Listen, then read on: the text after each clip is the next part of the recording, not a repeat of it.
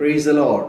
Aroma T വിയുടെ എല്ലാ മാന്യ ശ്രോതാക്കൾക്കും വേഗം വരുന്ന കർത്താവായ യേശു ക്രിസ്തുവിന്റെ ധന്യതിരുനാമത്തിൽ വന്ദനത്തെയും സ്വാഗതത്തെയും അറിയിക്കുന്നു. അനുഗ്രഹീതവും മനോഹരവുമായ നല്ല നിമിഷങ്ങൾക്കായി നല്ല ദിവസത്തിനായി ഞാൻ കർത്താവിനെ സ്തോത്രം ചെയ്യുന്നു. വീണ്ടും അരോമ ടി വിയുടെ പ്രേക്ഷകരോടൊപ്പം ഒരുമിച്ചായിരിക്കുന്നതിൽ ഞങ്ങൾക്ക് വളരെ സന്തോഷമുണ്ട്. സാക്ഷ്യങ്ങളൊക്കെ തന്നെ നിങ്ങൾക്ക് വളരെ അനുഗ്രഹമായിരിക്കുന്നു എന്നറിയുന്നതിൽ വളരെ സന്തോഷം. നിങ്ങളുടെ സഹകരണത്തിനും സ്നേഹത്തിനും പ്രാർത്ഥനയ്ക്കും കൂട്ടായ്മയ്ക്കും ഒക്കെ വളരെ നന്ദി. തുടർന്ന് ഈ പ്രവർത്തനത്തെ ഓർത്ത് നിങ്ങൾ പ്രാർത്ഥിക്കുകയാണ്. ഇന്ന് അനുഗ്രഹിക്കപ്പെട്ട ഒരു സാക്ഷ്യം നിങ്ങളുമായി പങ്കുവയ്ക്കുക.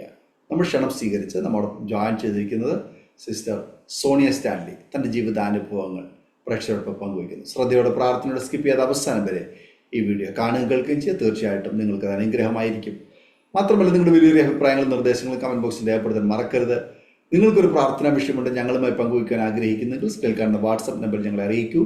ഞങ്ങൾ നിങ്ങൾക്ക് വേണ്ടി പ്രാർത്ഥിക്കുന്നു. സാക്ഷ്യം പറഞ്ഞ പ്രിയപ്പെട്ടവരോടൊപ്പം എല്ലാ തിങ്കളാഴ്ചയും രാത്രി 8:30 മണി മുതൽ ഓൺലൈനിലൂടെ നടക്കുന്ന പ്രാർത്ഥനാ കൂട്ടായ്മയിൽ നിങ്ങൾക്ക് പങ്കെടുക്കാവുന്നതാണ്. കർത്താവിൻ്റെ വിലപ്പെട്ട ദാസി സിസ്റ്റർ സോണിയ സ്റ്റാൻലിയെ തികഞ്ഞ സ്നേഹത്തോടും ആദരവോടും കൂടി അരോമ ടി വി പ്രേക്ഷകരോടൊപ്പം സമയം ചെലവഴിക്കുന്നതിനായിട്ട് ക്ഷണിച്ചു കൊടുക്കുന്നു. Praise the Lord. Aroma T വിക്കും പാസ്റ്റർ ഡാനിയൽ ജോൺ പാസ്റ്ററിനും ഇത് അരോമ ടി വിയുടെ എല്ലാ വ്യൂവേഴ്സിനും എൻ്റെ നന്ദി പറയുന്നു. ഇങ്ങനെ ഇൻവൈറ്റ് ചെയ്തതിന് ഒത്തിരി താങ്ക് യു. ദൈവം നടത്തിയ വിധങ്ങൾ ഷെയർ ചെയ്യുവാൻ ഇങ്ങനെ ഒരു പ്ലാറ്റ്ഫോം തുറന്നു തന്നതിനും ഒത്തിരി നന്ദി. അനേകരുടെ ജീവിതത്തിൽ ഒരു അനുഗ്രഹമായി തീരട്ടെ. Price the Lord. എൻ്റെ പേര് സോണിയ സ്റ്റാൻലി. എൻ്റെ ഹസ്ബൻഡിൻ്റെ പേര് സ്റ്റാൻലി. ഞങ്ങൾക്ക് ദൈവം 3 കുഞ്ഞുങ്ങളെ ദാനമായി തന്നിരിക്കുന്നു. ജോയല് ഇപ്പം 8th ഗ്രേഡില്, ജോൺ ഇപ്പം 3rd ഗ്രേഡില്, പിന്നെ ജൊഹാന ഇപ്പം 3 വയസ്സാവുന്നു ദൈവം സഹായിച്ചാൽ. സോ അങ്ങനെ പിന്നെ എൻ്റെ ഹസ്ബൻഡിൻ്റെ ഫാമിലി എല്ലാവരും US-ലാണ്. എൻ്റെ ഫാമിലി എല്ലാവരും നാട്ടിൽ ഇന്ത്യയിലാണ്. ഹസ്ബൻഡിൻ്റെ പപ്പായും മമ്മിയും ഞങ്ങളെല്ലാവരും ഒരുമിച്ചാണ് ഒരു വീട്ടിൽ താമസിക്കുന്നത്. ചാച്ചനൊരു ബ്രദറുണ്ട്, ഓൾഡർ ബ്രദർ, 2 സിസ്റ്റേഴ്സ് ഉണ്ട്. അവരെല്ലാം US-ൽ തന്നെയാണ്. എൻ്റെ പേരൻസ് കോട്ടയം ഡിസ്ട്രിക്റ്റിൽ, പ്രോപ്പർ പറഞ്ഞാൽ പിണ്ണാക്കനാടെന്ന് പറയും. അത് കാഞ്ഞിരപ്പള്ളിയുടെ ഈരാറ്റുപേട്ടയുടെയും നടുക്കായിട്ടുള്ള ഒരു ചെറിയൊരു ടൗണാണ്. അവിടെയാണ് അവർ താമസിക്കുന്നത്. എൻ്റെ ബ്രദർ ഒരു ബ്രദറുണ്ട് കാനഡയിൽ.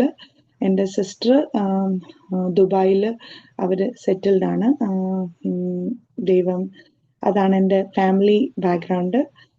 പിന്നെ ഞാനിപ്പം US-ൽ ഡാളസിൽ കരോൾട്ടൺ എന്ന് പറഞ്ഞ സിറ്റിയിലാണ് ഞങ്ങൾ താമസിക്കുന്നത്. സോ ഞാൻ ജനിച്ച് വളർന്നതെല്ലാം കോട്ടയത്ത് കാഞ്ഞിരപ്പള്ളിയിലാണ് ജനിച്ച് വളർന്നതെല്ലാം.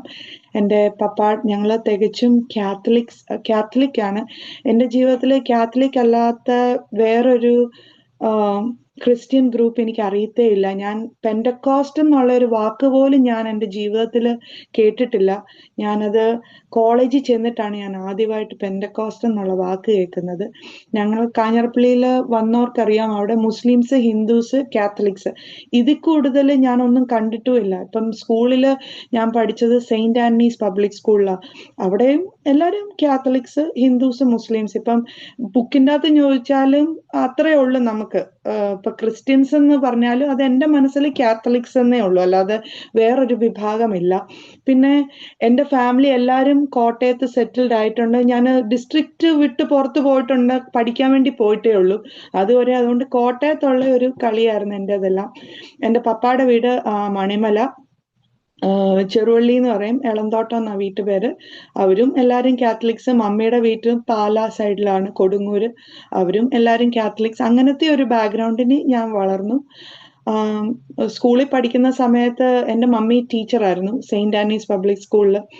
അപ്പം സ്കൂളിൽ പഠിക്കുന്ന സമയത്ത് ഞാൻ ആഗ്രഹം ഉണ്ടായിരുന്നു ഡിസ്റ്റിങ്ഷൻ വാങ്ങിക്കാൻ. വെച്ചാൽ എല്ലാ ടീച്ചർമാരുടെയും മക്കൾക്ക് എല്ലാവരും ഒന്നെങ്കിൽ ക്ലാസ് ടോപ്പ് അല്ലെ നല്ല മാർക്ക് സ്കോർ ചെയ്യുന്നവരാണ്. അപ്പം ഞാനും ഓർത്ത് എൻ്റെ മമ്മിക്ക് എനിക്കും ഒരു 80% ഒന്ന് കിട്ടണം, അല്ലെ നാണക്കേടാ എന്ന്. പക്ഷെ എനിക്ക് 10th-ലും 12th-ലും 79.4-ഉം 6-ഉം ആയിട്ട് അങ്ങ് നിന്നു. ഞാൻ പറഞ്ഞു, അപ്പൊ ഞാൻ ഓർത്തു എന്തോ ഒരു നാണക്കേട്, എല്ലാവരും സ്റ്റേജിൽ കയറി ഡിസ്റ്റിങ്ഷൻ മേടിച്ച അതിന്റെ അവാർഡ് മേടിക്കാൻ, ഞാൻ മാത്രം താഴെ ഇരിക്കുക. എനിക്കതൊരു വിഷമമായിരുന്നു.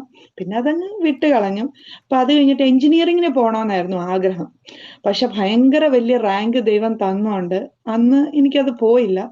പിന്നെ അപ്പൊ ഞാനൊരു കൗൺസിലിങ്ങിന് പോയി കഴിഞ്ഞപ്പോഴത്തേനും സാർ എന്നോട് ചോദിച്ചു, എല്ലാ സബ്ജക്റ്റിന്റെയും മാർക്കുകൾ പറയാൻ പറഞ്ഞു. അപ്പൊ ഞാൻ എല്ലാത്തിന്റെയും പറഞ്ഞു. എനിക്ക് കമ്പ്യൂട്ടറിനും ഫിസിക്സിനും എല്ലാം 90, 80 ആ ഒരു ശതമാനം ഉണ്ടായിരുന്നു. പക്ഷെ ഏറ്റവും കുറവ് കെമിസ്ട്രിക്കായിരുന്നു.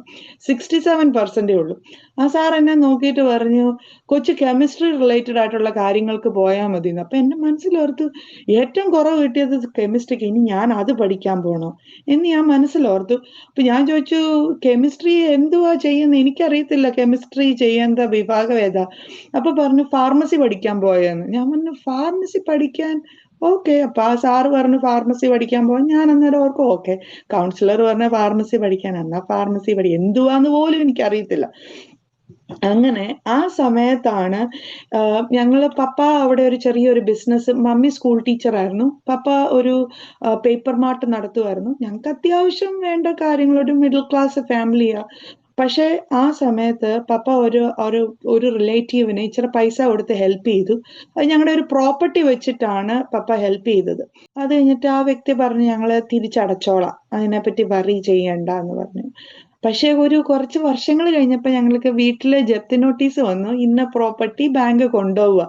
അപ്പൊ അതൊരു കുടുംബ സ്വത്തായോണ്ട് പപ്പായ്ക്ക് ആദ്യമേ ഓർത്താ പോട്ടെ, ഇനി എനിക്കൊന്നും വേണ്ട, ഇനി ഞാൻ എവിടെ നിന്ന് ഇത്രയും പൈസ അയച്ചു കൊടുക്കാന്ന്. പക്ഷെ അതൊരു കുടുംബത്തിൽ നീ ഓഹരി കിട്ടിയതിന്റെ ഒരു പോർഷൻ ആയോണ്ട് പപ്പായ്ക്ക് അതൊരു വീട്ടുകാർക്കും ഒക്കെ നാണക്കേടാവും, ഇതൊരു പ്രശ്നമാവുമല്ലോ എന്നോർത്ത് പപ്പ ഓർത്ത് അന്നാ 50-ാമത്തെ വയസ്സിൽ പപ്പ ഗൾഫിൽ പോകാൻ തീരുമാനിച്ചു. പപ്പ ഡൽഹിയിലാ പഠിച്ചത്. അവിടെ ഡോൺ ബോസ്കോയിലാ പഠിച്ചത്. അന്നേരം അവിടെ പഴയ ഈ ഡിപ്ലോമ മെക്കാനിക്കൽ എഞ്ചിനീയർ. അന്നേരം പപ്പ ഓർത്ത എന്നാ കുറെ നാൾ പപ്പ ഡൽഹിയിലായിരുന്നു. എനിക്കൊരു 5 വയസ്സൊക്കെ ഉള്ളപ്പോഴാണ് ഞങ്ങൾ ഡൽഹിയിൽ നിന്ന് നാട്ടിലോട്ട് പോകുന്നത്. അന്നേരം പപ്പ ഓർത്ത എന്നാ ഡിഗ്രി വെച്ച് ഞാനൊന്ന് പിടിച്ചു നോക്കാം ഗൾഫിൽ. 50 വയസ്സായപ്പോ അവിടെ ചെന്ന് ഇന്റർവ്യൂവിന് ചെല്ലുമ്പോ 10-22 വയസ്സുള്ള പിള്ളേരുമായിട്ടാ പപ്പ കോമ്പീറ്റ് ചെയ്യണ്ടേ എവിടെ ജോലി കിട്ടാൻ. അങ്ങനെ ജോലിയൊന്നും കിട്ടിയില്ല. മമ്മി മാസം തോറും അങ്ങോട്ട് പപ്പായ്ക്ക് പൈസ അയച്ചു കൊടുക്കുമായിരുന്നു അവിടുത്തെ ചെലവിന് വേണ്ടി കുവൈറ്റില്. അങ്ങനെ ഇരുന്നപ്പോഴാണ് കുവൈറ്റിലെ യുദ്ധം തുടങ്ങുന്നത്. സദ്ദാം ഹുസൈന്റെ ആ സമയത്ത് യുദ്ധം, കുവൈറ്റ് യുദ്ധമല്ല, ഇറാഖ് യുദ്ധം തുടങ്ങുന്നത്.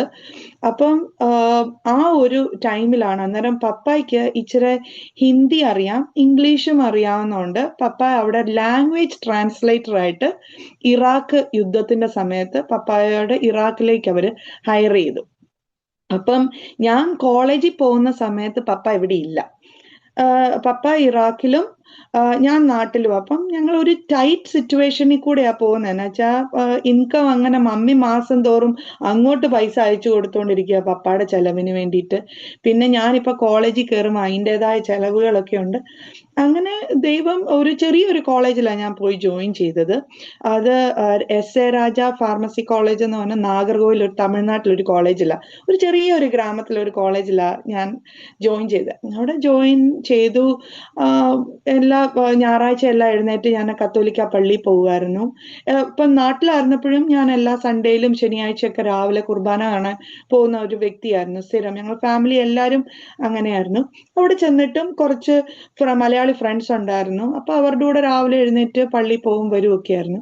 അപ്പൊ എന്റെ റൂമിൽ 2 പേരായിരുന്നു ഹോസ്റ്റലിൽ ചെന്നപ്പം. പക്ഷേ എന്റെ റൂംമേറ്റ് എനിക്ക് ഇതുവരെയായിട്ടും വന്നില്ല. അപ്പൊ ഞാൻ ചോദിച്ചു, അതിനാ എനിക്ക് റൂംമേറ്റ് ഇല്ലാത്ത? അന്നേരം അവിടുത്തെ വാർഡൻ പറഞ്ഞു, അത് ഇവിടുത്തെ ഏറ്റവും ടോപ്പ് ഇതിന്റെ ഓണറിന്റെ ഒരു റിലേറ്റീവ് എന്റെ ഒരു മോക്ക് വേണ്ടിയിട്ട് അത് റിസർവ് ചെയ്തിട്ടേക്കുക, അതുകൊണ്ട് നീ അത് വറി ചെയ്യണ്ട, ഒരു ഹൈ ഫാമിലിന്ന് ഒരാളാ വരുന്നത്, അപ്പം നിന്റെ റൂം ആയിരിക്കും ഷെയർ ചെയ്യുന്നത്. അപ്പൊ ഞാനിങ്ങനെ ആദ്യമായിട്ട് ഹോസ്റ്റലിലൊക്കെ പോയി റൂംമേറ്റ്സ് അതൊക്കെ ഭയങ്കര എക്സൈറ്റ്മെന്റിൽ ഇരിക്കുമായിരുന്നു. പക്ഷെ എനിക്ക് റൂംമേറ്റ് ഇല്ലായിരുന്നു. ഒരു 2-3 മാസം ആയിട്ട് റൂംമേറ്റ് ഇല്ല. അപ്പൊ ഞാൻ അങ്ങ് അഡ്ജസ്റ്റ് ആയി. അറ്റാച്ച്ഡ് ബാത്റൂം, തന്നെ 2 ബെഡ്, വലിയ അലമാരി, 2 ടേബിള്, ആരും ഡിസ്റ്റർബ് ചെയ്യാനില്ല. അപ്പൊ ഞാൻ അങ്ങ് അഡ്ജസ്റ്റ് ആയി. കോളേജിൽ പോകുന്നു വരുന്നു, നല്ലൊരു ഇതായിരുന്നു. പക്ഷെ ഒരു 3 മാസം കഴിഞ്ഞപ്പം ഒരു കൊച്ച് വന്നു അവിടെ. അപ്പം അത് എന്നോട് വാർഡൻ എന്നെ വിളിച്ചിട്ട് പറഞ്ഞു, ഒരു ബിൻസി എന്ന് പറഞ്ഞ ഒരു കൊച്ചു വന്നിട്ടുണ്ട്. അത് ഇവിടുത്തെ നിന്റെ സീനിയർ ആയിരുന്നു. അത് US പോകാൻ വേണ്ടിയിട്ട് പോയതാ. പക്ഷെ അതിന് വിസ റിജക്റ്റ് ആയി പോയി. അതുകൊണ്ട് തിരിച്ച് ഈ കോളേജിലോട്ട് തന്നെ അത് വരുക എന്ന് പറഞ്ഞു. അപ്പൊ ഞാൻ ഓർത്തു ഓക്കെ. പക്ഷെ ഞാൻ ഇങ്ങനെ ആ കൊച്ചിനെ ആദ്യമായി കണ്ടപ്പോ ഓർണമെന്റ്സ് ഒന്നും ഇട്ടിട്ടില്ല. സിമ്പിൾ ആയിട്ടുള്ള ഒരു ഡ്രസ്സ് ഇട്ട ഒരു കൊച്ച്. അപ്പൊ ഞാൻ എന്റെ മനസ്സിലോർത്ത്, ഞാൻ ഓർണമെന്റ്സ് ഇടാത്ത അങ്ങനെ ആൾക്കാരെ അങ്ങനെ കണ്ടിട്ടുമില്ല. അപ്പൊ ഞാൻ ഓർത്തു പാവപ്പെട്ട ഏതോ കൊച്ച്, അതിന് മാലയും വളയും ഒന്നും മേടിക്കാൻ. എന്റെ ചിന്ത അത്രേ ഉള്ളൂ. എന്നുവെച്ചാൽ അത്രയ്ക്കുള്ള ഒരു സൈഡിൽ നിന്നാണ് ഞാൻ വരുന്നത്. ഇല്ലായിരിക്കും. പിന്നെ ഞാൻ ഓർത്തു US എന്നൊക്കെ വരുന്നതാന്ന് പറഞ്ഞാലും അതിന് മാല മേടിക്കാൻ പോലും ഇതില്ലേ എന്നുള്ള ഒരു ഇത് വന്നു. അന്നേരം പിന്നെ ഞാൻ അതങ്ങ് ഇഗ്നോർ ചെയ്തു. അപ്പൊ റൂമിലോട്ട് കൊണ്ടുപോയി. ഞാൻ പറഞ്ഞു ഇങ്ങനെ റൂമൊക്കെ ഷെയർ ചെയ്തു. ഞാൻ പറഞ്ഞു ഇതാ, എല്ലാം ഇൻട്രൊഡ്യൂസ് ഒക്കെ ചെയ്തു.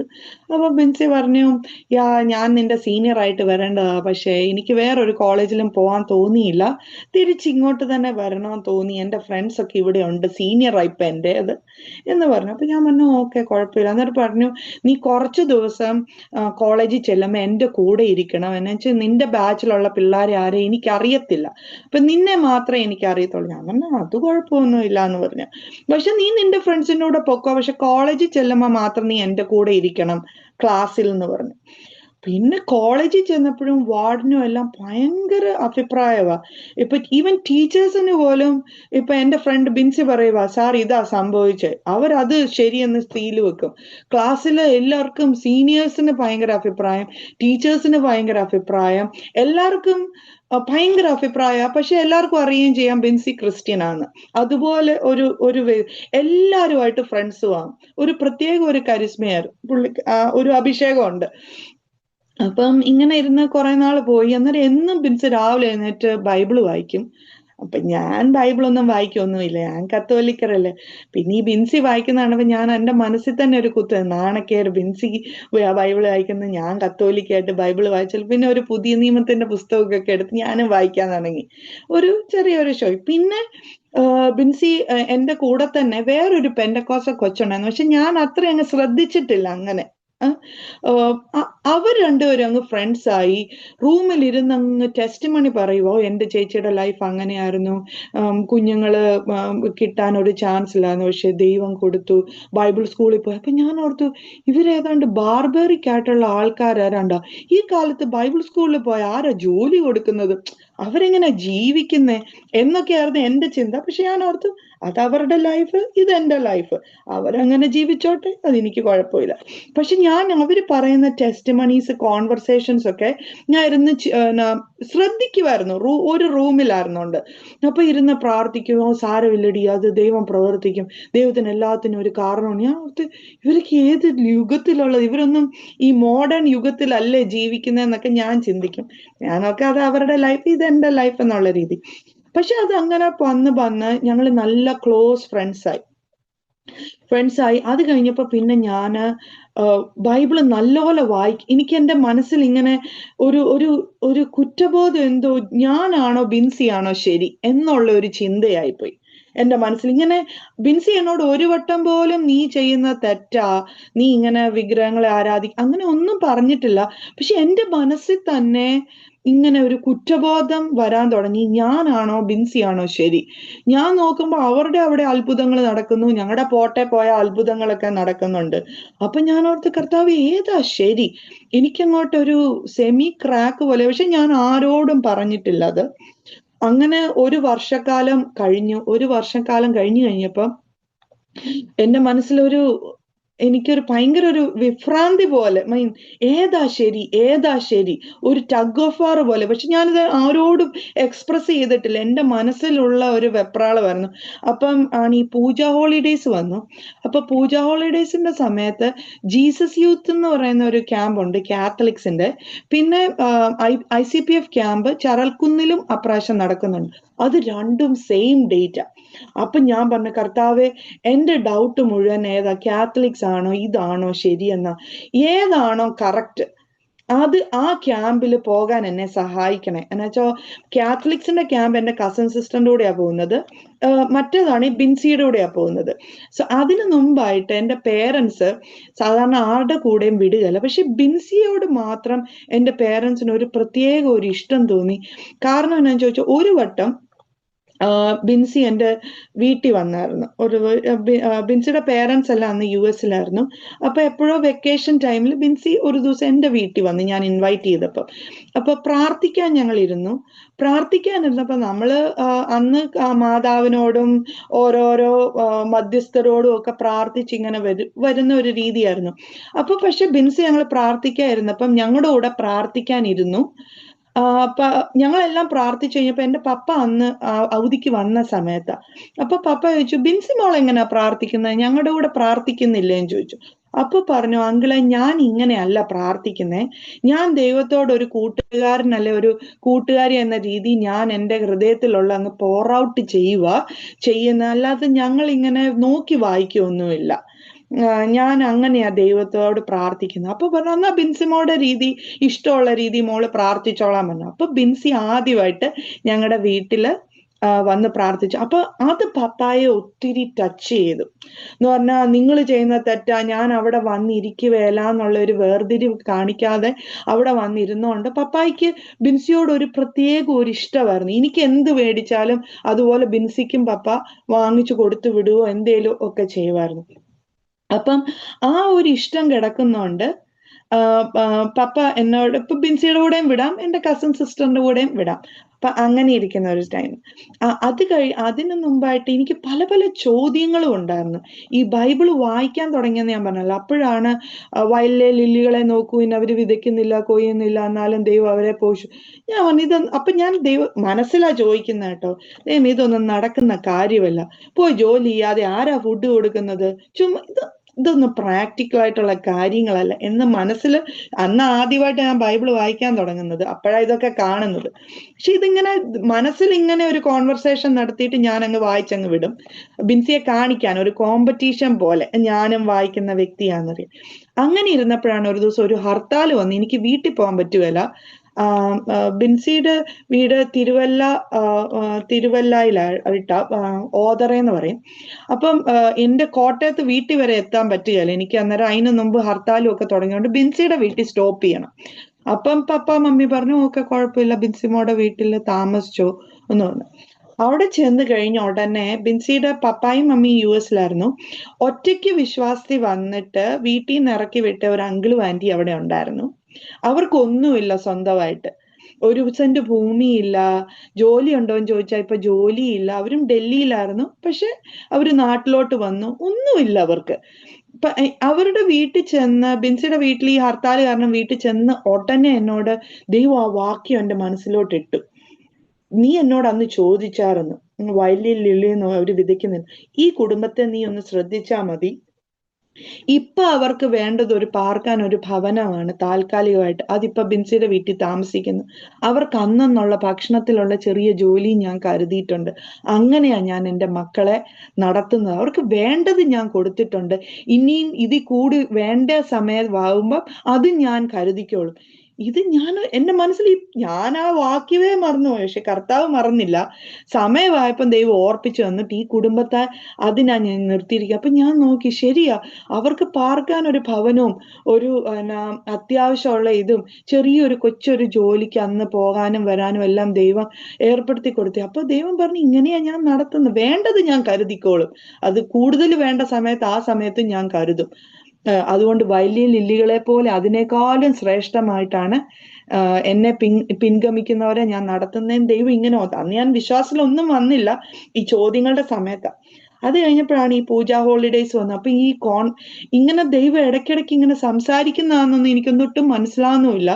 പക്ഷെ ഈ ഒരു ടഗ് ഓഫ് വാർ കാരണം അപ്പൊ ഞാൻ ദൈവത്തോട് ചോദിച്ചു, ഞാൻ ഇതിന് പോണോ, ജീസസ് യൂത്തിന്റെ ക്യാമ്പിന് പോണോ, ICPF ക്യാമ്പിന് പോണോ?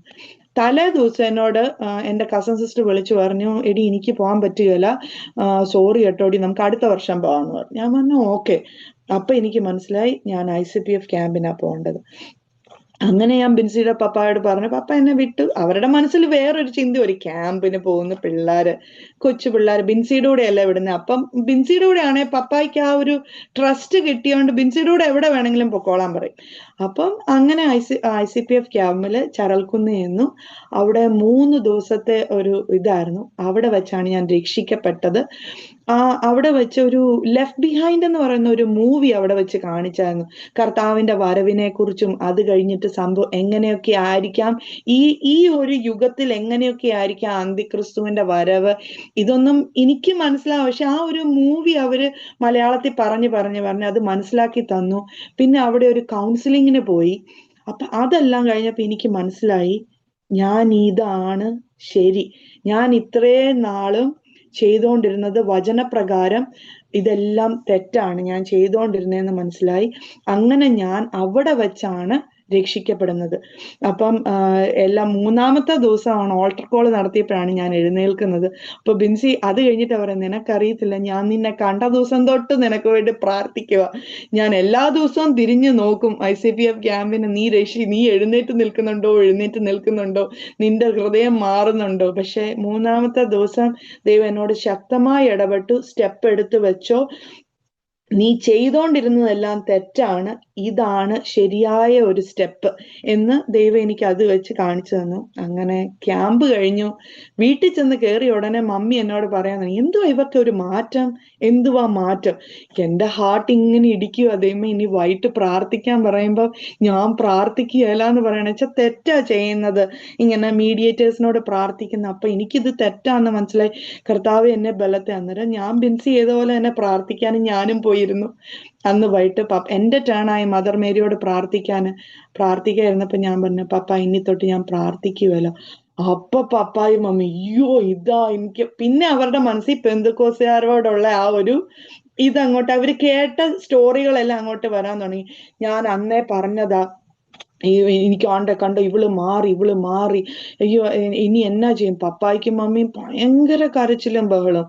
അപ്പം ഞാൻ ദൈവത്തോട് പറഞ്ഞു, കർത്താവ്, ഞങ്ങളുടെ വീട്ടിൽ ഒരു അടിയോ വഴക്കോ ഒന്നുമില്ല, നല്ല ഒരു പപ്പ, നല്ല മമ്മി, കാത്തലിക് ആണ്, പിള്ളേർക്ക് വേണ്ടിയിട്ട് ജീവിക്കുന്ന ഒരു പേരൻസ്. അപ്പൊ ഞാൻ പറഞ്ഞു, ഞങ്ങളുടെ വീട്ടിൽ ഇതുവരെയായിട്ട് ഒരു വഴക്കോ അടിയോ നടന്നിട്ടില്ല. ഞാൻ ഇങ്ങനെ കർത്താവ് നിന്നെ അറിഞ്ഞെന്ന് പറഞ്ഞ് ഇവിടെ ഒരു അടിയും വഴക്കോ ആണല്ലോ എന്നിങ്ങനെ ഞാൻ ദൈവത്തോട് പറഞ്ഞു. എന്റെ ബ്രദർ പറഞ്ഞു, നിനക്ക് എന്നാ കുട്ടിപ്പിശാച്ച് കയറിയോ, ഇത്രയും നാൾ ഇവിടെ ഒരു പ്രശ്നമില്ല, നീ കാരണം പപ്പായും മമ്മി ആണ്ടെ കരച്ചില്ല, ചുമ്മാ പൊട്ടത്തരം ചെയ്തോണ്ട് വരല്ലെന്ന് പറഞ്ഞു. ഞാൻ ദൈവസന്നിധിയിൽ ഞാൻ പ്രാർത്ഥിച്ചു രാത്രിയിൽ, കർത്താവെ ഞാൻ സൈലന്റ് ആയിട്ട് വിശ്വാസിയായിട്ടിരുന്നോളാം, എന്റെ പപ്പായും മമ്മി ഇങ്ങനെ കരയിപ്പിക്കാനും ഇങ്ങനെ ഒരു സമാധാനക്കേടിൽ എനിക്ക് ജീവിക്കാൻ പറ്റില്ല. അന്ന് പപ്പ വെക്കേഷന് വന്ന സമയമാ ഇറാഖിൽ നിന്ന്. എനിക്ക് അങ്ങനെ കരയിപ്പിക്കാൻ പറ്റുമല്ല.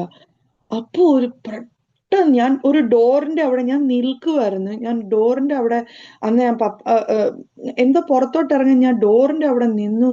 ഭയങ്കര ഒരു പവർ, ഒരു ഹോളി സ്പിരിറ്റ് വന്ന് എന്റെ ഹൃദയത്തിലോട്ട് ഒരു പന്ത് വന്ന് ഇടിക്കുന്ന പോലെ ഇടിച്ചിട്ട് പറഞ്ഞു, നീ ഇപ്പം നിന്നാൽ ഞാൻ നിന്റെ ഫാമിലിയെ ഞാൻ തരും, അല്ലെങ്കിൽ നീയും നിന്റെ കുടുംബവും നിത്യ നരകത്തിന് ഓഹരിക്കാരാം, അവരുടെ നിത്യ നരകത്തിനുള്ള കാരണം അത് നീയുമായിരിക്കും.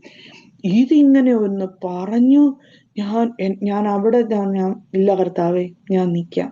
പക്ഷെ ദൈവം എനിക്കൊരു വാഗ്ദത്തം അന്ന് രാത്രി തന്നു, നിന്റെ കുടുംബത്തെയും ഞാൻ നിനക്ക് തരും. അതന്ന് ആരും ഒരു ദേവദാസന്മാരോ ഒന്നും പറഞ്ഞിട്ടില്ല എന്നോട്. പക്ഷെ അന്ന് എന്നോട് പറഞ്ഞു, നീ നിന്നാൽ ഞാൻ അവരെ ഞാൻ തരും എന്ന് പറഞ്ഞു. അത് കഴിഞ്ഞപ്പം ഞാൻ പിന്നെ ദൈവത്തോട് പ്രാർത്ഥിക്കാൻ തുടങ്ങി, കർത്താവെ ഞാൻ 18 ഇയേഴ്സേ ആയിട്ടുള്ളൂ, എനിക്കാണെങ്കിൽ ഞാനൊരു ഗേളാ, ഇനി എന്നെ ആരാ ലീഡ് ചെയ്യുന്നത്, എന്നെ ആരാ വഴി നടത്തുന്നത്. അപ്പം ഞാൻ ഇങ്ങനെ ആദ്യം തൊട്ട് ബൈബിൾ പഠിക്കാൻ തുടങ്ങിയ സമയം. അപ്പൊ ഐസയ ചാപ്റ്റർ വായിച്ചുകൊണ്ടിരിക്കുക, 60-ാമത്തെ അധ്യായം. അപ്പം ഞാൻ ഇങ്ങനെ വായിച്ചുകൊണ്ടിരുന്നപ്പോ ഞാൻ ഇങ്ങനെ ഈ പ്രാർത്ഥിക്കുകയും ചെയ്യും, ബൈബിൾ വായിക്കുന്നതിന്റെ ഇടയ്ക്ക് ഈ പ്രാർത്ഥനയും വരുന്നത്. അപ്പൊ ഞാൻ ദൈവത്തോട് ചോദിച്ചുകൊണ്ടിരിക്കുക, കർത്താവെ ആരാ എന്നെ വഴി നടത്തുന്നത്, എനിക്ക് ആരുമില്ല എന്നെ വഴി നടത്താൻ.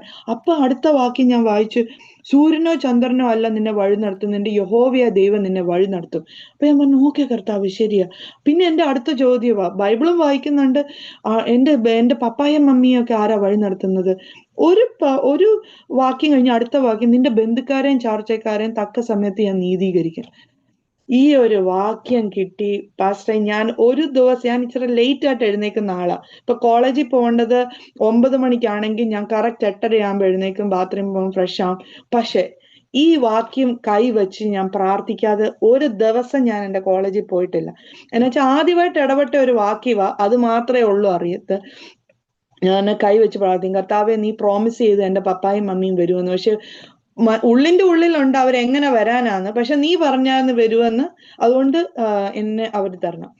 അങ്ങനെ ഇരിക്കുമ്പോഴാണ് പപ്പ പിന്നെ ഇറാഖിലോട്ട് പോയി. ഇറാഖിൽ നിന്ന് ഇടയ്ക്ക് പപ്പ വെക്കേഷന് വരുമ്പത്തേനും എന്നെ അസീസി ധ്യാന കേന്ദ്രത്തിന് കൊണ്ടുപോയി.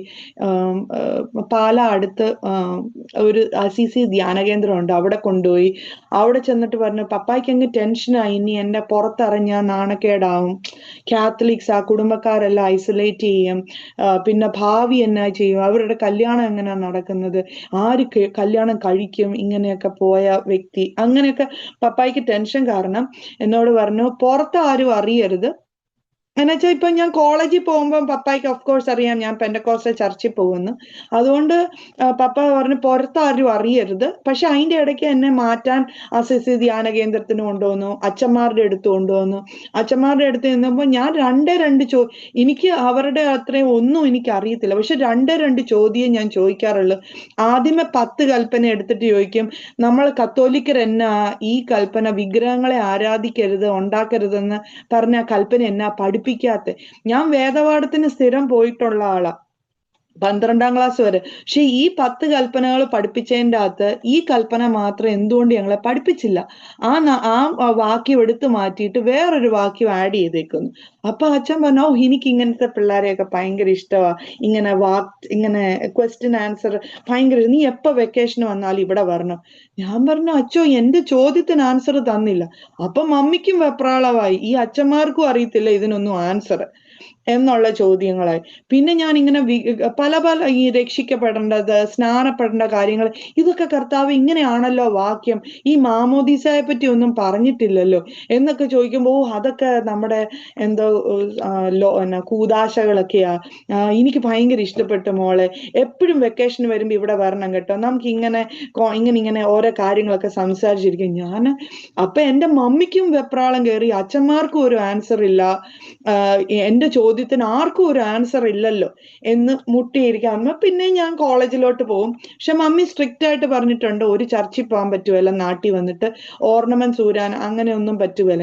ഞാൻ ഓർണമെന്റ്സ് ഒന്നും ഞാൻ ഊരുവല്ല, ഞാൻ എന്തിനാ ഓർണമെന്റ്സ് ഊരുന്നത്? എന്നോട് ദൈവം ഊരാൻ പറഞ്ഞിട്ടില്ല, ബൈബിളിൻ്റെ അകത്ത് എവിടെ അങ്ങനെ എഴുതി വെച്ചിട്ടുമില്ല ഊരാൻ. അപ്പൊ ഞാൻ പറഞ്ഞു അങ്ങനെയൊന്നും വറി ചെയ്യണ്ട. പക്ഷെ കുറച്ച് നാള് കഴിഞ്ഞപ്പം ദൈവം എന്നോട് ഇടപെടാൻ തുടങ്ങി ഈ സ്നാനത്തെ കുറിച്ച്.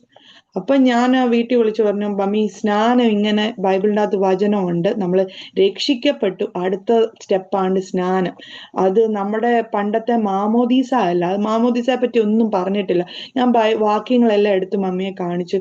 എന്നിട്ട് മമ്മി പറഞ്ഞു, എൻ്റെ പൊന്നെ എനിക്ക് ഹാർട്ട് അറ്റാക്ക് നീ വരുത്തരുത്, നീ എങ്ങാനും ഇവിടെ ഏതെങ്കിലും തോട്ടിലെങ്ങാനും പോകുന്ന കണ്ടു കഴിഞ്ഞ് ഈ ലോകം മുഴുവൻ അറിയും, പിന്നെ ഭയങ്കര നാണക്കേടായിരിക്കും, പ്ലീസ് ഇങ്ങനെ ചെയ്യണം. പക്ഷെ ഞാൻ ഭയങ്കര അഡമന്റ് ആയിട്ട് നിന്നു. ഇല്ല, ദൈവം എന്നോട് സംസാരിച്ചു. ഏകദേശം 1 വർഷം കഴിഞ്ഞിട്ടാണ് ഞാൻ സ്നാനത്തിന് ദൈവം. അപ്പം ഞാൻ പറഞ്ഞു ഇല്ല ഞാൻ പോകും. അപ്പൊ ഞാനൊരു ലോക്കൽ ചർച്ച് കണ്ടുപിടിച്ചായിരുന്നു, ഇപ്പൊ ഞാൻ പോകുന്ന കപ്പാട് IPC ചർച്ച്. അപ്പം അവിടെ ചെന്ന് ഞാൻ ഇങ്ങനെ പറഞ്ഞു ഇങ്ങനെ സ്നാനപ്പെടണം. അപ്പൊ അവർക്കും ഒരു അത്ഭുതം, ഒരു കൊച്ചല്ലേ തന്നെ ഉള്ളൂ. അപ്പൊ അവര് അതിനുള്ള കാര്യങ്ങളെല്ലാം ശരിയാക്കി ഒരു തോട്ടിൽ, എനിക്ക് ഭയങ്കര ആഗ്രഹമായിരുന്നു ഒരു തോട്ടിൽ തന്നെ പോയി സ്നാനപ്പെടണമെന്ന്.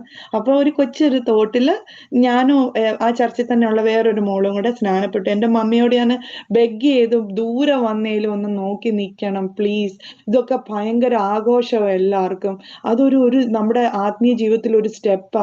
പിന്നെ മമ്മിക്ക് പെങ്കൊച്ചായോണ്ട് ഒറ്റയ്ക്ക് വിടാനുള്ള ഇത് കാരണം അന്ന് മമ്മി അങ്ങ് വന്നു. പക്ഷെ ഞങ്ങൾ വീട്ടിൽ ചെല്ലുന്നതിന് മുമ്പ് ഭയങ്കര ഫോൺ കോൾസ്, എന്ന് വെച്ചാൽ എല്ലാവരും അവിടെ ഇവിടെ എല്ലാം റിലേറ്റീവ്സ് ആയിരിക്കും അവിടെ എല്ലാം താമസിക്കുന്നത്. അപ്പൊ എങ്ങനോ അറിഞ്ഞു, അങ്ങനെ വലിയ വലിയ പ്രശ്നങ്ങളായിരുന്നു വീട്ടില്. പക്ഷെ എന്നാലും മമ്മി ആ സമയത്ത് എനിക്ക് അറിയത്തില്ല, മമ്മി അതെല്ലാം ഇഗ്നോർ ചെയ്തു.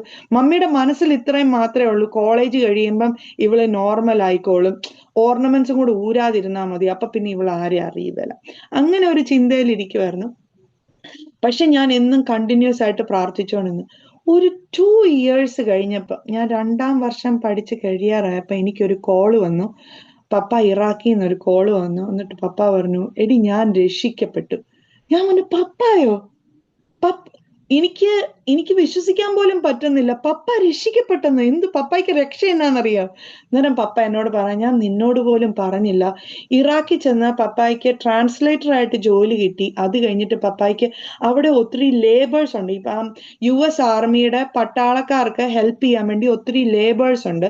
ഈ ലേബേഴ്സ് കൂടുതലും നമ്മുടെ പാകിസ്ഥാന്, ഇന്ത്യയിൽ നിന്നും ഫിലിപ്പീൻസിൽ നിന്നും ഒക്കെ ഉള്ളവരായിരിക്കും. അപ്പൊ അവർക്ക് ഹിന്ദിയും ഇംഗ്ലീഷും അറിയുന്നത്.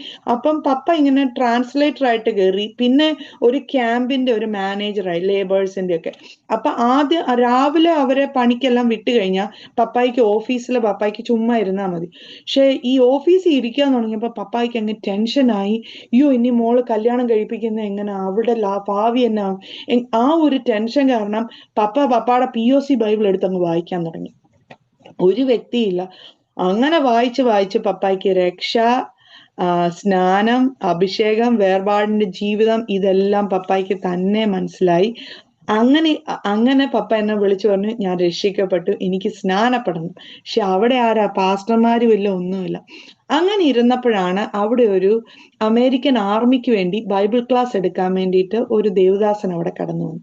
അപ്പൊ പപ്പ ആ ക്യാമ്പിന്റെ, ആ ലേബേഴ്സിന്റെ ക്യാമ്പ് മാനേജർ ആയതുകൊണ്ട് പപ്പായെ വിളിച്ചു പറഞ്ഞു, ഇങ്ങനെ ടോമി, ഞാൻ ആർമിക്ക് ഒരു ബൈബിൾ ക്ലാസ് എടുക്കുന്നുണ്ട്. അപ്പോൾ അവിടെ ക്രിസ്ത്യൻസ് ആരെങ്കിലും ഉണ്ടെങ്കിൽ, താല്പര്യം ഉണ്ടെങ്കിൽ ബൈബിൾ ക്ലാസ്സിന് വരാം എന്ന് പറഞ്ഞു. അപ്പം പപ്പ പോകാൻ തുടങ്ങി ആ ക്ലാസ്സിന്.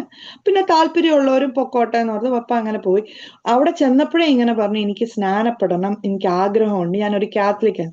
അപ്പൊ ഈ ദേവദാസൻ പറഞ്ഞു, നോ വെയിറ്റ്, ഞാൻ പ്രാർത്ഥിക്കട്ടെ എന്ന് പറഞ്ഞാൽ അവർക്ക് മനസ്സിൽ തോന്നിയ നമ്മളെ ഈ വൈറ്റ്സിനെ ഇംപ്രസ് ചെയ്യാൻ വേണ്ടി ഇന്ത്യൻസ് ചെയ്യുന്ന പോലെ അവർക്ക് അങ്ങനെ ആദ്യമേ തോന്നി. No wait Tommy, let me pray to God എന്ന് പറഞ്ഞ് ഹോൾഡ് ചെയ്തു. ഒരു 3 months ക്ലാസ് ഒക്കെ കഴിഞ്ഞപ്പോഴത്തേനും ആ പാസ്റ്ററിന്റെ പേര് റോഡ്നി വാർന്ന, ഇവിടെ ഒരു ചർച്ച് ഓഫ് ക്രൈസ്റ്റിലെ പാസ്റ്റർ. അപ്പം പാസ്റ്റർ റോഡ്നി വന്നിട്ട് പറഞ്ഞു, Tommy, I think you are ready, I know you are truly saved. എന്നിട്ട് ആ സമയത്തായിരുന്നു സദാം ഹുസൈന്റെ, ഈ യുദ്ധത്തിന്റെ സമയത്ത് സദാം ഹുസൈന്റെ സ്വിമ്മിംഗ് പൂൾ എല്ലാം മുഴുവൻ, ആ പാലസ് മുഴുവൻ തകർത്തായിരുന്നു. പക്ഷെ ആർമിയുടെ ആവശ്യത്തിന് വേണ്ടി അവർ ആ സ്വിമ്മിംഗ് പൂളും ഒക്കെ റീബിൽഡ് ചെയ്തിട്ട് ആദ്യമേ നടക്കുന്ന കാര്യം എൻ്റെ പപ്പായുടെ സ്നാനമായിരുന്നു. അപ്പൊ പപ്പ സ്നാനപ്പെട്ടത് ഇറാഖിലെ സദാം ഹുസൈന്റെ സ്വിമ്മിംഗ് പൂളിൽ വെച്ച പപ്പ സ്നാനപ്പെടുന്നത്. ആ പാസ്റ്റർ വരാനുള്ള റീസണും, ആ പാസ്റ്ററിന് ഇച്ചിരി ഫൈനാൻഷ്യൽ ആയിട്ടുള്ള ഒരു നീഡ് വന്നു. അമ്മയ്ക്ക് അസുഖമായി. അപ്പൊ ഹോസ്പിറ്റൽ ബിൽസ് ഒക്കെ ഭയങ്കരമായി.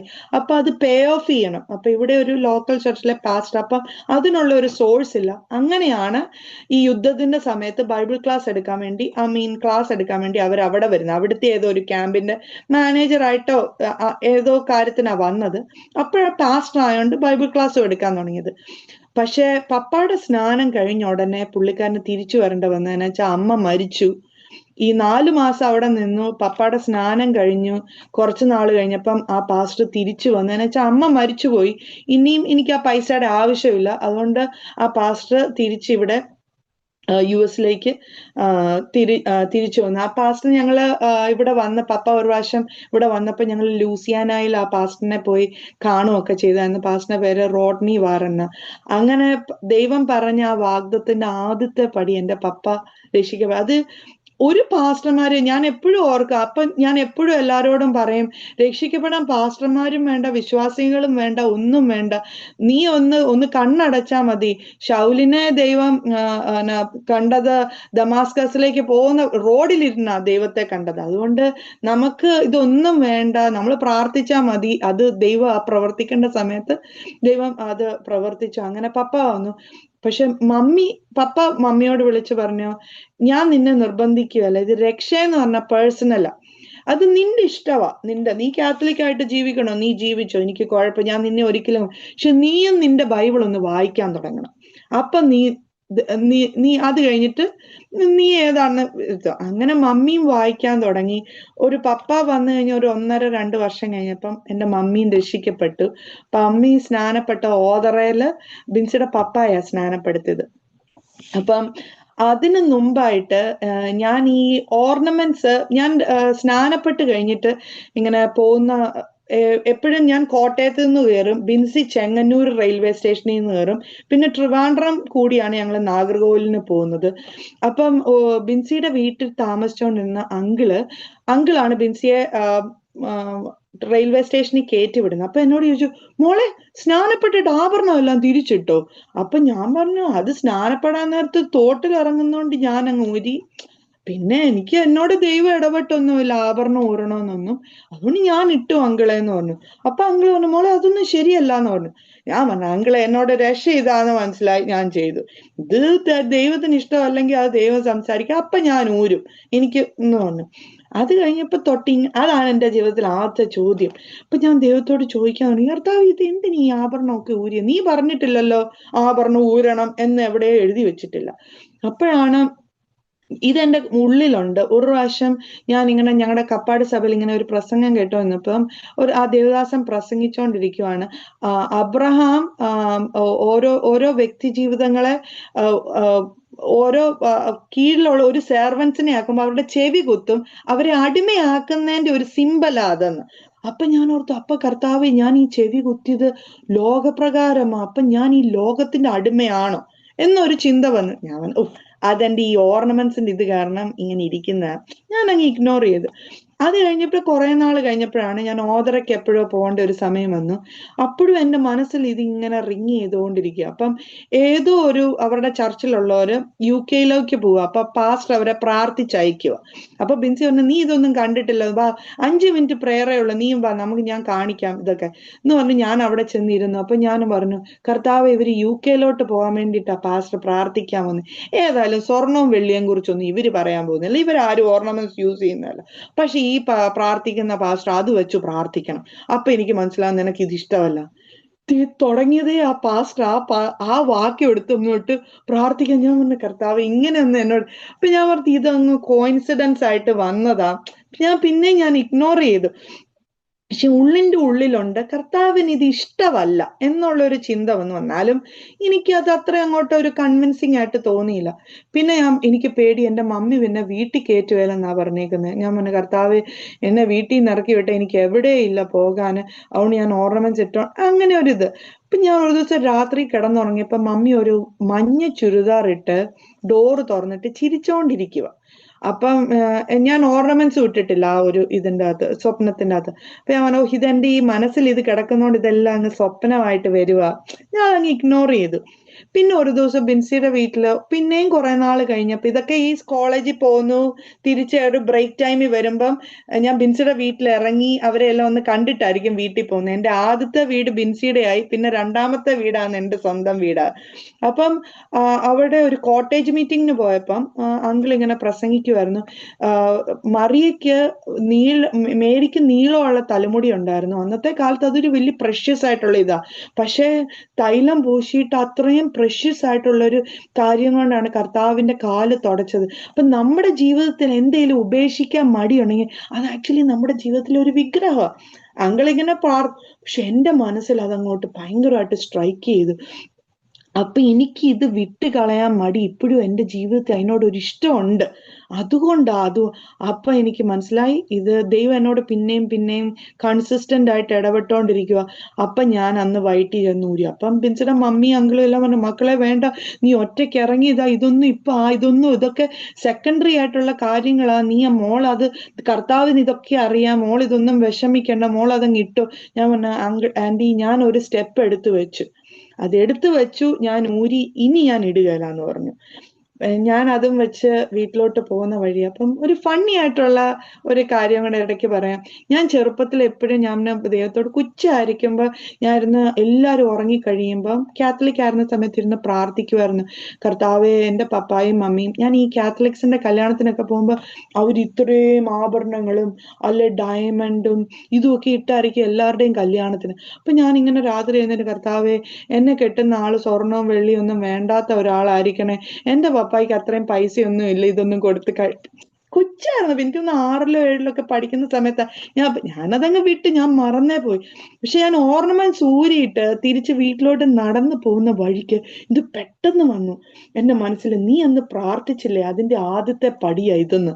ഞാൻ ഓർത്ത്, കർത്താവേ, ഞാൻ 7-ലോ 8-ലോ കണ്ട് ചുമ്മാ കളിക്ക് പ്രാർത്ഥിച്ചതാ ഈ കല്യാണമൊക്കെ കണ്ടിട്ട് വരുമ്പോ.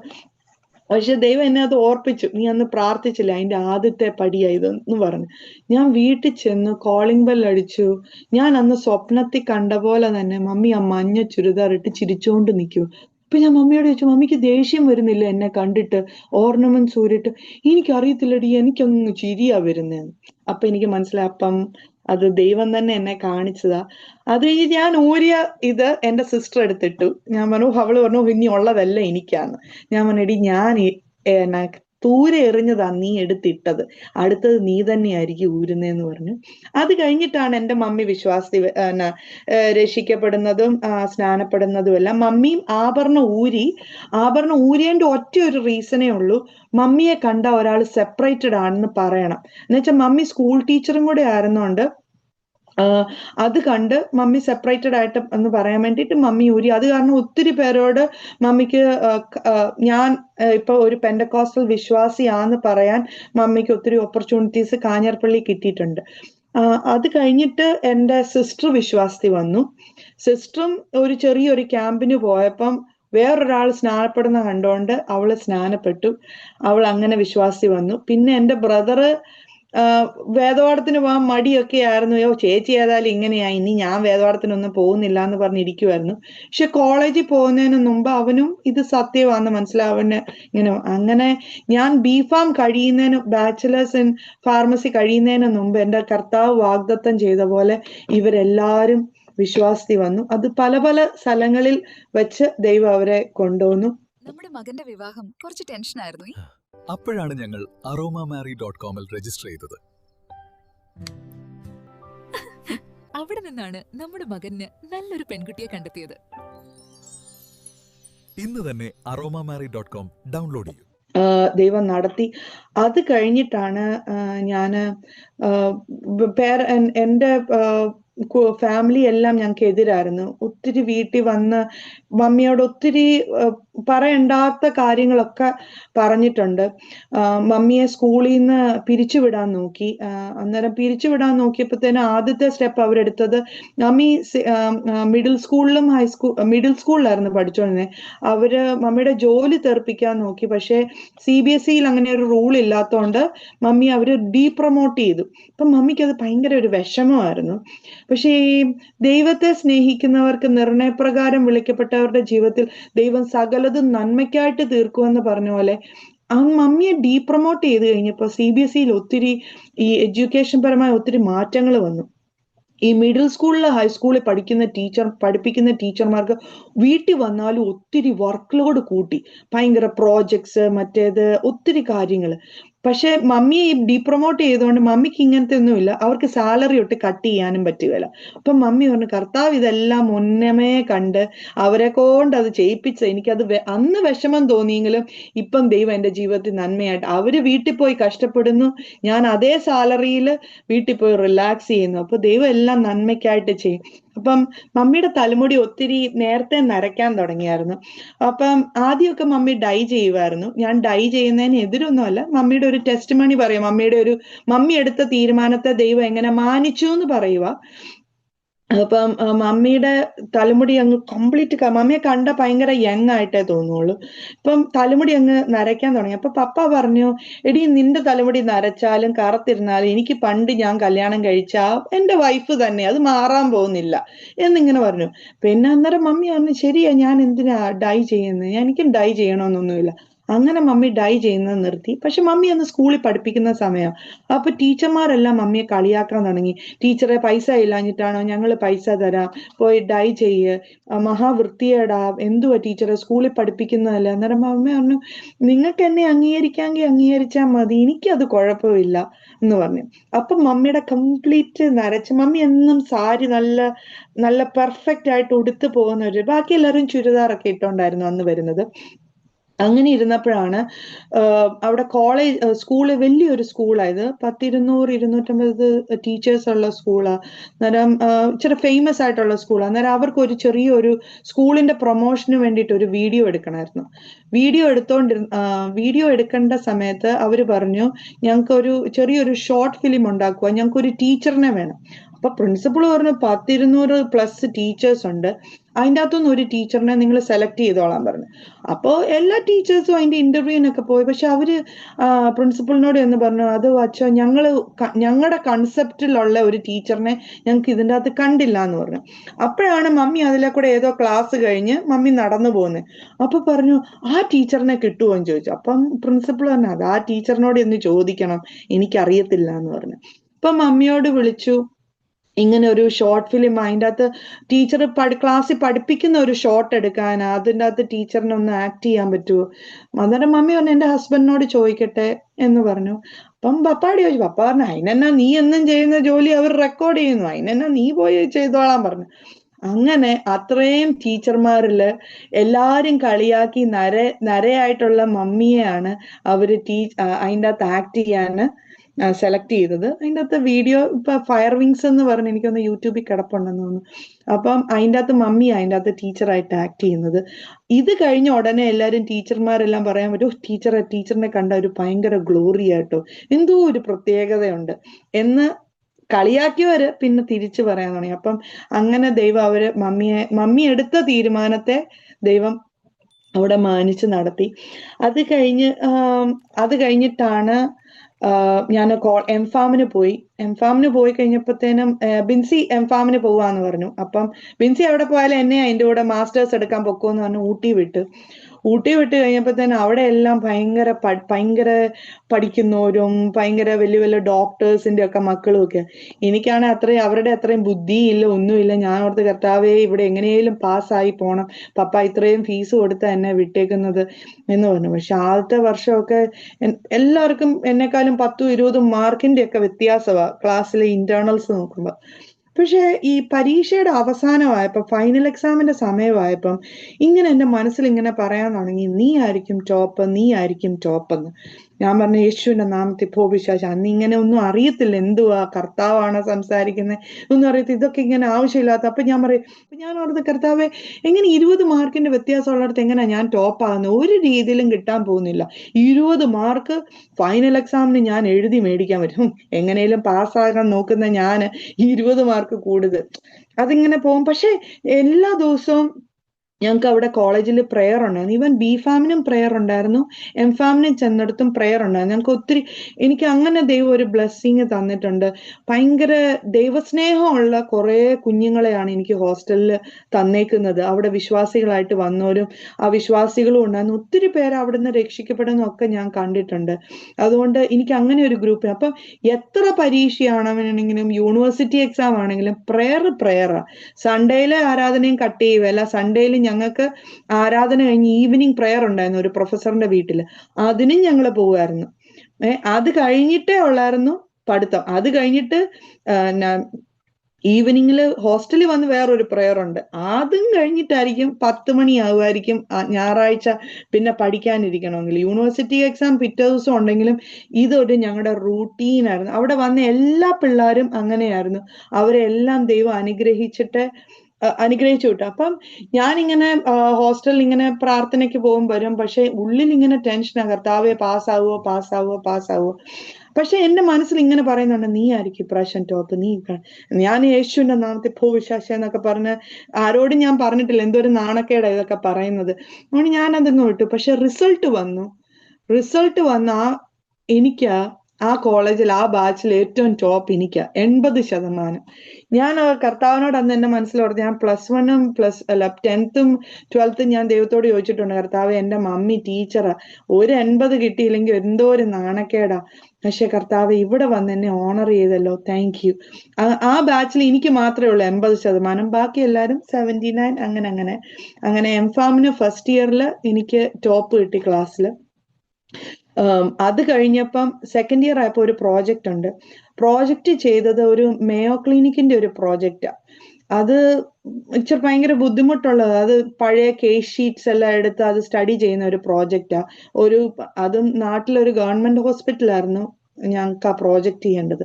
പൊടിയെല്ലാം കിടക്കുന്ന ഒരു സ്ഥലത്ത് ഞാൻ ഒത്തിരി കരഞ്ഞിട്ടുണ്ട്. കർത്താവെ, ഗൈഡ് എന്നെ കറക്റ്റായിട്ട് ഗൈഡ് ചെയ്തിട്ടില്ല. എൻ്റെ ഗൈഡ് ഒന്നും പറഞ്ഞു തന്നിട്ടില്ല. എന്തുവാ പ്രോജക്റ്റ് എന്ന് പോലും എനിക്ക് കറക്റ്റായിട്ട് മനസ്സിലാക്കാൻ പറ്റുന്നില്ല. എല്ലാവർക്കും ഓരോരുത്തർ ഗൈഡ് പറഞ്ഞു കൊടുക്കും, ഇന്നത് ചെയ്യും ഇന്നത് ചെയ്യും. എനിക്ക് ആരുമില്ല പറഞ്ഞു തരാൻ. ഒപ്പം ഒരു ദിവസം ഞാൻ എൻ്റെ ക്ലാസ്സിൽ ഇരുന്ന് കംപ്ലൈന്റ് ചെയ്യുമായിരുന്നു. നിങ്ങൾക്കൊക്കെ എന്ത് നല്ല ഗൈഡിനെയാ കിട്ടിയേക്കുന്നത്, എനിക്ക് ഒന്നും പറഞ്ഞു തരുവല്ല ഈ സാറ്. എന്തുവാ ചെയ്യണ്ടേന്ന് പോലും അറിയത്തില്ല. നിങ്ങളൊക്കെ തുടങ്ങുകയും ചെയ്തു. ഞാൻ ഒന്നും തുടങ്ങിയിട്ട് പോലുമില്ല. അപ്പൊ ഒരു ഹിന്ദു കൊച്ച് എന്നോട് വന്ന് പറഞ്ഞു, എടി നീയാണോടി കംപ്ലൈന്റ് ചെയ്യുന്നത്? നിനക്ക് ഇത്രയും വലിയ ദൈവം നിനക്ക് കൂടെ ഉള്ളപ്പോ നിനക്ക് ഏത് ഗൈഡിനെയാ വേണ്ടത്? അതെന്നെ അങ്ങോട്ട് സ്ട്രൈക്ക് ചെയ്തു. എന്ന് പറഞ്ഞാൽ ഒരു ഹിന്ദു കൊച്ച് എന്നോട് വന്ന് ചോദിക്കുവാ, നിനക്ക് ഇത്രയും വലിയ ഗൈഡ് നിന്റെ ദൈവം ഉള്ളപ്പോ നിനക്ക് ഏത് ഗൈഡിനെയാ വേണ്ടേന്ന്. അന്ന് ഞാൻ നിർത്തി കംപ്ലൈന്റ് ചെയ്യുന്നത്. അന്ന് ആ വർഷം ഇതെല്ലാം ഇച്ചിരി ബുദ്ധിമുട്ടൊക്കെ ആയിരുന്നു എനിക്ക്. ആ പ്രോജക്റ്റിന്റെ സമയത്തെല്ലാം ഒത്തിരി ബുദ്ധിമുട്ടുകൾ വന്നിട്ടുണ്ട്. പക്ഷെ ഫൈനൽ വന്നപ്പം എല്ലാരേക്കാളും ഏറ്റവും നല്ല പ്രോജക്റ്റ് ആയിട്ട് ഏറ്റവും ടോപ്പ് മാർക്കും യൂണിവേഴ്സിറ്റി ടോപ്പറായിട്ട് ഞാൻ അവിടുന്ന് ഇത് ചെയ്തു. അതെങ്ങനെയാന്ന് ചോദിച്ചാൽ എനിക്കറിയത്തില്ല. അങ്ങനെയാണ് എനിക്ക് അബ്ദുൽ കലാമിന്റെ കയ്യിൽ നിന്നാണ് അന്ന് എനിക്ക് മെഡൽ എല്ലാം കിട്ടിയത്. JSS യൂണിവേഴ്സിറ്റിയുടെ 2 കോളേജസേ ഉള്ളായിരുന്നു അവരുടെ കീഴില്. പക്ഷെ ഞാൻ ആ 2 കോളേജസിന്റെയും തുടങ്ങിയപ്പോ ഏറ്റവും താഴെ കിടന്ന ഒരു വ്യക്തിയാ. എനിക്ക് അവരുടെ അത്രയും, പക്ഷേ ദൈവം അവിടുന്ന് ഇറങ്ങിയപ്പം എനിക്ക് അവിടുത്തെ യൂണിവേഴ്സിറ്റി ടോപ്പറായിട്ടും എനിക്ക് മെഡലും മേടിച്ചുകൊണ്ട് വരാൻ ദൈവം എന്നെ സഹായിച്ചു. അത് ദൈവത്തിന്റെ കരുണ മാത്രം. എന്നെ അതിന്റെ ഇടയ്ക്ക് ഒരു സാർ എപ്പോഴും നിന്ദിക്കുമായിരുന്നു. ഈവൻ എക്സാം ഹോളിന്റെ ഇടയ്ക്ക് എൻ്റെ അടുത്ത് വന്നിട്ട് പറഞ്ഞു, എല്ലാവരുടെയും ജൂനിയേഴ്സിന്റെ മുമ്പിൽ എന്നെ എഴുന്നേപ്പിച്ച് നിർത്തിയിട്ട് പറയാൻ, ഇവള് കഥ എഴുതാൻ വന്നവളാ, ഇവക്ക് ബുദ്ധിയില്ല, കഴിവില്ല. അപ്പം ഞാൻ അത് അംഗീകരിച്ച ഒരു വ്യക്തിയാ. ശരി, എനിക്ക് അവരെ പോലെ ഒന്നും ബുദ്ധിയോ ഞാനോ കഴിവോ ഒന്നുമില്ല. പക്ഷെ ഈ സാർ എന്തിനാ എന്നെ ഇവരുടെ മുമ്പിൽ വെച്ച് ഇങ്ങനെ കളിയാക്കുന്നത്? എനിക്ക് ഇത്രയും കഴിവില്ലല്ലോ, എന്തിനിങ്ങനെ കളിയാക്കേണ്ട ഒരു കാര്യവും ഇല്ല. ഞാൻ ഈ സാറിനെ ഒരു രീതിയിലും ദ്രോഹിച്ചിട്ടില്ല. പക്ഷെ എല്ലാവരുടെയും മുമ്പിൽ വെച്ച് എന്നെ എനിക്ക് ഒത്തിരി വിഷമം വന്നിട്ടുണ്ട്. അപ്പൊ ഈ പ്രോജക്റ്റ് എല്ലാം കഴിഞ്ഞ്, എന്റെ പ്രോജക്റ്റ് എന്ന് പറഞ്ഞാല് ഹോസ്പിറ്റലിലുകാർക്ക് വന്ന അബദ്ധങ്ങൾ കണ്ടുപിടിക്കുന്ന ഒരു പ്രോജക്റ്റ് ആയിരുന്നു. അതായത് ഇപ്പൊ ഒരാള് വയറ്റുവേദനയായിട്ട് വന്നു, പക്ഷെ അവർ പോകുമ്പോ പനിയെല്ലാം പിടിച്ചോണ്ടാ പോകുന്നത്. അത് നമ്മൾ ആ കേസ് സ്റ്റഡി ചെയ്യുമ്പോൾ നമുക്ക് മനസ്സിലാവും. അപ്പം അത് ഹോസ്പിറ്റലിൽ നിന്ന് കിട്ടിയ ഒരു പനിയാ. വയറ്റുവേദനയും കൊണ്ട് വന്നവന് വയറ്റുവേദന കഴിഞ്ഞു പോകാനല്ല, പക്ഷെ പനിയും കൂടെ പിടിച്ചിട്ടാ പോവാ. അപ്പൊ ഹോസ്പിറ്റലുകാരുടെ സെറ്റിങ് ശരിയാകാത്തോണ്ടാണ് അത് വന്നത്. പക്ഷെ ഇത് കണ്ടുപിടിക്കാൻ മാത്രമല്ല, ഓരോ ഡോക്ടേഴ്സ് അത് റിവ്യൂ അത് എന്നെ വെരിഫൈ ചെയ്യുകയും വേണം. അപ്പം ഇതെല്ലാം ഞാൻ ഏകദേശം കുറെ കേസസ് കണ്ടുപിടിച്ചായിരുന്നു. അതെല്ലാം അവിടുത്തെ ഏറ്റവും ടോപ്പ് ആയിട്ടുള്ള ഗവൺമെന്റ് ഹോസ്പിറ്റലിലെ ചിദംബരം എന്ന് പറയുന്ന ഒരു ഡോക്ടർ എനിക്കതെല്ലാം സൈൻ ചെയ്തു തന്നു. അപ്പം എന്നെ കളിയാക്കിയ സാറിന്റെ കീഴിൽ ചെയ്ത ആ കൊച്ചെന്ന് പറഞ്ഞാൽ ADR. അതെന്ന് പറഞ്ഞാൽ അത് അഡ്വേഴ്സ് ഡ്രഗ് റിയാക്ഷൻ, അത് നോൺ ആയിട്ടുള്ള കാര്യങ്ങളാ. അത് അങ്ങനെ ഈ ഡ്രഗിന് ഇന്ന സൈഡ് എഫക്റ്റ് ഉണ്ടെന്ന് എല്ലാവർക്കും അറിയാം, എസ്റ്റാബ്ലിഷ്ഡ് ആയിട്ടുള്ള കാര്യങ്ങളാ. അത് കണ്ടുപിടിക്കുന്നതിന് ഒരു ഡോക്ടർമാരും സൈൻ ചെയ്ത് കൊടുത്തില്ല. പക്ഷേ ഹോസ്പിറ്റലിന് കുറ്റം കണ്ടുപിടിച്ച പ്രോജക്റ്റിന് എനിക്ക് അവിടുത്തെ ടോപ്പ് ഡോക്ടേഴ്സ് എനിക്ക് സൈൻ ചെയ്തു തന്നു. അപ്പം അങ്ങനെയായിരുന്നു എന്റെ പ്രോജക്റ്റ്. അപ്പൊ എനിക്ക് ഈ സാറിനെ കാണുമ്പോഴേ വെപ്രാള. ഈ സാറ് എന്റെ ഓപ്പോസിറ്റ് നടന്നു വരാൻ ഞാൻ കുനിഞ്ഞിച്ചിറ മാറിയേ പോവുള്ളൂ. എന്നുവെച്ചാൽ എപ്പോഴാ കളിയാക്കുന്നതെന്ന് അറിയത്തില്ല. അപ്പൊ ഞാനിങ്ങനെ കുനിഞ്ഞ്, കർത്താവേ ഒന്നും പറയല്ലേ എന്ന് പറഞ്ഞ് ഞാനിങ്ങനെ നടന്നു. അപ്പൊ ആ സാർ എന്നെ സ്റ്റോപ്പ് ചെയ്തിട്ട് പറഞ്ഞു, U serve a living God. ഈ സാർ എന്നോട് പറയുന്നു U serve a living God എന്ന്. ഞാനങ്ങ് സർപ്രൈസ് ആയി. എനിക്ക് ചോദിക്കാനും പേടി. ഞാൻ പറഞ്ഞു, എന്റെ സ്റ്റുഡന്റ് ADR ചെയ്തത്, ഒരു സൈൻ പോലും കിട്ടിയില്ല. How did you get signature verification for all these cases? ഞാൻ പറഞ്ഞു എന്റെ മനസ്സിൽ എന്റെ ദൈവം എന്നെ സഹായിച്ചു. ഞാൻ പറഞ്ഞു, I know you serve a living God, it's not possible Sonia എന്ന് പറഞ്ഞിട്ട് കൺഗ്രാജുലേഷൻ എന്ന് പറഞ്ഞിട്ട് പുള്ളിക്കാരൻ അങ്ങ് പോയി. അപ്പം ദൈവം അന്ന് നിന്ദിക്കപ്പെട്ടെങ്കിലും ആരെന്നെ നിന്ദിച്ചോ അവര് തന്നെ പറഞ്ഞു, നീ ഒരു വലിയ ദൈവത്തെയാ സേവിക്കുന്നതെന്ന്. അങ്ങനെ ദൈവം മാനിച്ച് വിട്ടു. ബിൻസിക്കും നല്ല ഗ്രേഡ് ഉണ്ടായിരുന്നു, എന്നെയും ദൈവം മാനിച്ച് വിട്ടു. അത് കഴിഞ്ഞ് വന്നു. അത് കഴിഞ്ഞപ്പോൾ എൻ്റെ പപ്പായ്ക്ക് കല്യാണം കഴിക്കേണ്ട സമയമായി. ആ ഒരു 24 years ആയി. അപ്പം പപ്പായ്ക്ക് ടെൻഷൻ. പപ്പായ്ക്ക് ഇറാഖിൽ കിടക്കുന്ന പപ്പായ്ക്ക് ഒരു പാസ്റ്റർമാരെ പോലും നേരിട്ട് കണ്ടിട്ടില്ല. നാട്ടിൽ വരും, പോകും. അന്ന് ചർച്ചിൽ വരാൻ തുടങ്ങിയോന്ന് എനിക്ക് അറിയത്തില്ല. പപ്പാന്റെ നാട്ടിൽ ഞങ്ങളുടെ പാസ്റ്ററിനെ കപ്പാട് സഭയിൽ ഞങ്ങൾ പോകുന്ന പാസ്റ്ററിനെ മാത്രമേ പപ്പായ്ക്ക് അറിയത്തുള്ളൂ. വേറെ ഒരു വിശ്വാസികൾ ബിൻസിയുടെ പപ്പായെ അറിയാം, വേറെ ആരെയും അറിയത്തില്ല. വെച്ചാൽ പപ്പ ഇറാഖിലല്ലേ. അപ്പൊ പപ്പ എന്നാ ചെയ്തു, ഈ ഒരു മാട്രിമോണിയലിനകത്ത് എൻ്റെ കല്യാണത്തിന്റെ ഇതിട്ടു. ഞാൻ ഭയങ്കര വഴക്കായിരുന്നു. ഞാൻ എന്നാ വിൽക്കാൻ കിടക്കുന്ന സാധനമാണോ, ഞാൻ വീട്ടിൽ നിൽക്കുക, എനിക്കിപ്പോ ഒന്നും പോകണ്ട എന്നൊക്കെ പറഞ്ഞു. പപ്പ പറഞ്ഞു അങ്ങനെയല്ല, നിനക്കത് പറഞ്ഞാൽ മനസ്സിലാവുകയല്ല. ഒരു പേരൻസിനെ മക്കളെ ഒരു പ്രായമാകുമ്പോ അവർക്ക് അത് അടുത്ത പടി അതാ, ദൈവം അങ്ങനെയാ വെച്ചേക്കുന്നത്. അന്നേരം ഞാൻ പറഞ്ഞു ഓക്കെ. അപ്പൊ അതൊരു ഞങ്ങളുടെ വീട്ടിലെ സ്ഥിരം ഇതായി. പപ്പ ഇറാഖിൽ നിന്ന് ഒരു പ്രൊഫൈൽ അയച്ചു തരും, വീട്ടിൽ അതൊരു ഡിസ്കഷൻ ആയി. അങ്ങനെ ഇരുന്നപ്പോഴാണ് അച്ചാച്ചന്റെ ഒരു പ്രൊഫൈൽ അച്ചാച്ചൻ ക്രിയേറ്റ് ചെയ്ത് ഇങ്ങനെ ഒരു മാട്രിമോണിയലിൻ്റെ അകത്ത് ഇട്ടിട്ടുണ്ടായിരുന്നു. അപ്പം പപ്പ ഇങ്ങനെ അയച്ചു തന്നു കഴിഞ്ഞപ്പം എന്നും ഓരോ പിക്ചേഴ്സ് അയച്ചു തരും. എന്നെ ഇങ്ങനെ ഒക്കെ കണ്ടിങ്ങനെ അങ്ങ് വിടും. പക്ഷെ അച്ചാച്ചന്റെ പിക്ചർ കണ്ടപ്പോഴേ എൻ്റെ മനസ്സിൽ പറഞ്ഞു ദിസ് ഈസ് ദ വൺ. പക്ഷെ ഞാനൊന്നും വീട്ടിലൊന്നും മിണ്ടിയൊന്നുമില്ല. എന്നുവെച്ചാൽ എങ്ങനെ ഇതാന്ന് എന്നോട് ദൈവം പറഞ്ഞ അങ്ങനെ എനിക്കൊരു കൺഫർമേഷൻ കിട്ടിയില്ല. പക്ഷെ ആ പിക്ചർ കണ്ടപ്പോഴേ എന്നോട് പറഞ്ഞു ദിസ് ഈസ് ദ വൺ. എൻ്റെ മനസ്സിൽ ഒരു പീസ് ഓഫ് മൈൻഡ് വന്നു. അത് കഴിഞ്ഞപ്പം പപ്പായും ഇങ്ങനെ അച്ചാച്ചനോട് ഇങ്ങനെ ഫോണിൽ കൂടെ മിണ്ടി. അന്നേരം അച്ചാച്ചന്റെ ഓരോ കാര്യങ്ങള് പപ്പായ്ക്ക് ഒത്തിരി ഇഷ്ടപ്പെട്ടു. അച്ചാച്ചൻ പറഞ്ഞു എനിക്ക് പ്രായമായ 2 പേരൻസ് ഉണ്ട്, എനിക്ക് അവരെ നോക്കണം. പിന്നെ എനിക്കൊരു ബ്രദർ ഉണ്ട്, ഇച്ചിരി ഓട്ടിസ്റ്റിക്, കാര്യങ്ങളെല്ലാം തന്നെ ചെയ്യും. പക്ഷെ എനിക്ക് എൻ്റെ ബ്രദറിനെയും കൈവിടാൻ പറ്റുകയില്ല, അവർക്ക് വേറെ ആരുമില്ല. അപ്പം പക്ഷെ അവരെല്ലാം ഇൻഡിപെൻഡൻ്റായി എൻ്റെ കൂടെയാണ് താമസിക്കുന്നത്. ഇതാണ് എൻ്റെ ബാക്ക്ഗ്രൗണ്ട്. എനിക്ക് എൻ്റെ അങ്ങനെ എനിക്ക് അവരും പ്രായം ചെന്നവർ, അവർക്ക് വേറെ ഒന്നും അറിയത്തില്ല. അപ്പം ഞാൻ അവരെയും സംരക്ഷിക്കേണ്ടതാ എന്നിങ്ങനെ പറഞ്ഞു. പക്ഷെ പപ്പായ്ക്ക് അതങ്ങ് ഒത്തിരി അങ്ങ് ടച്ച് ചെയ്തു ആ കാര്യം.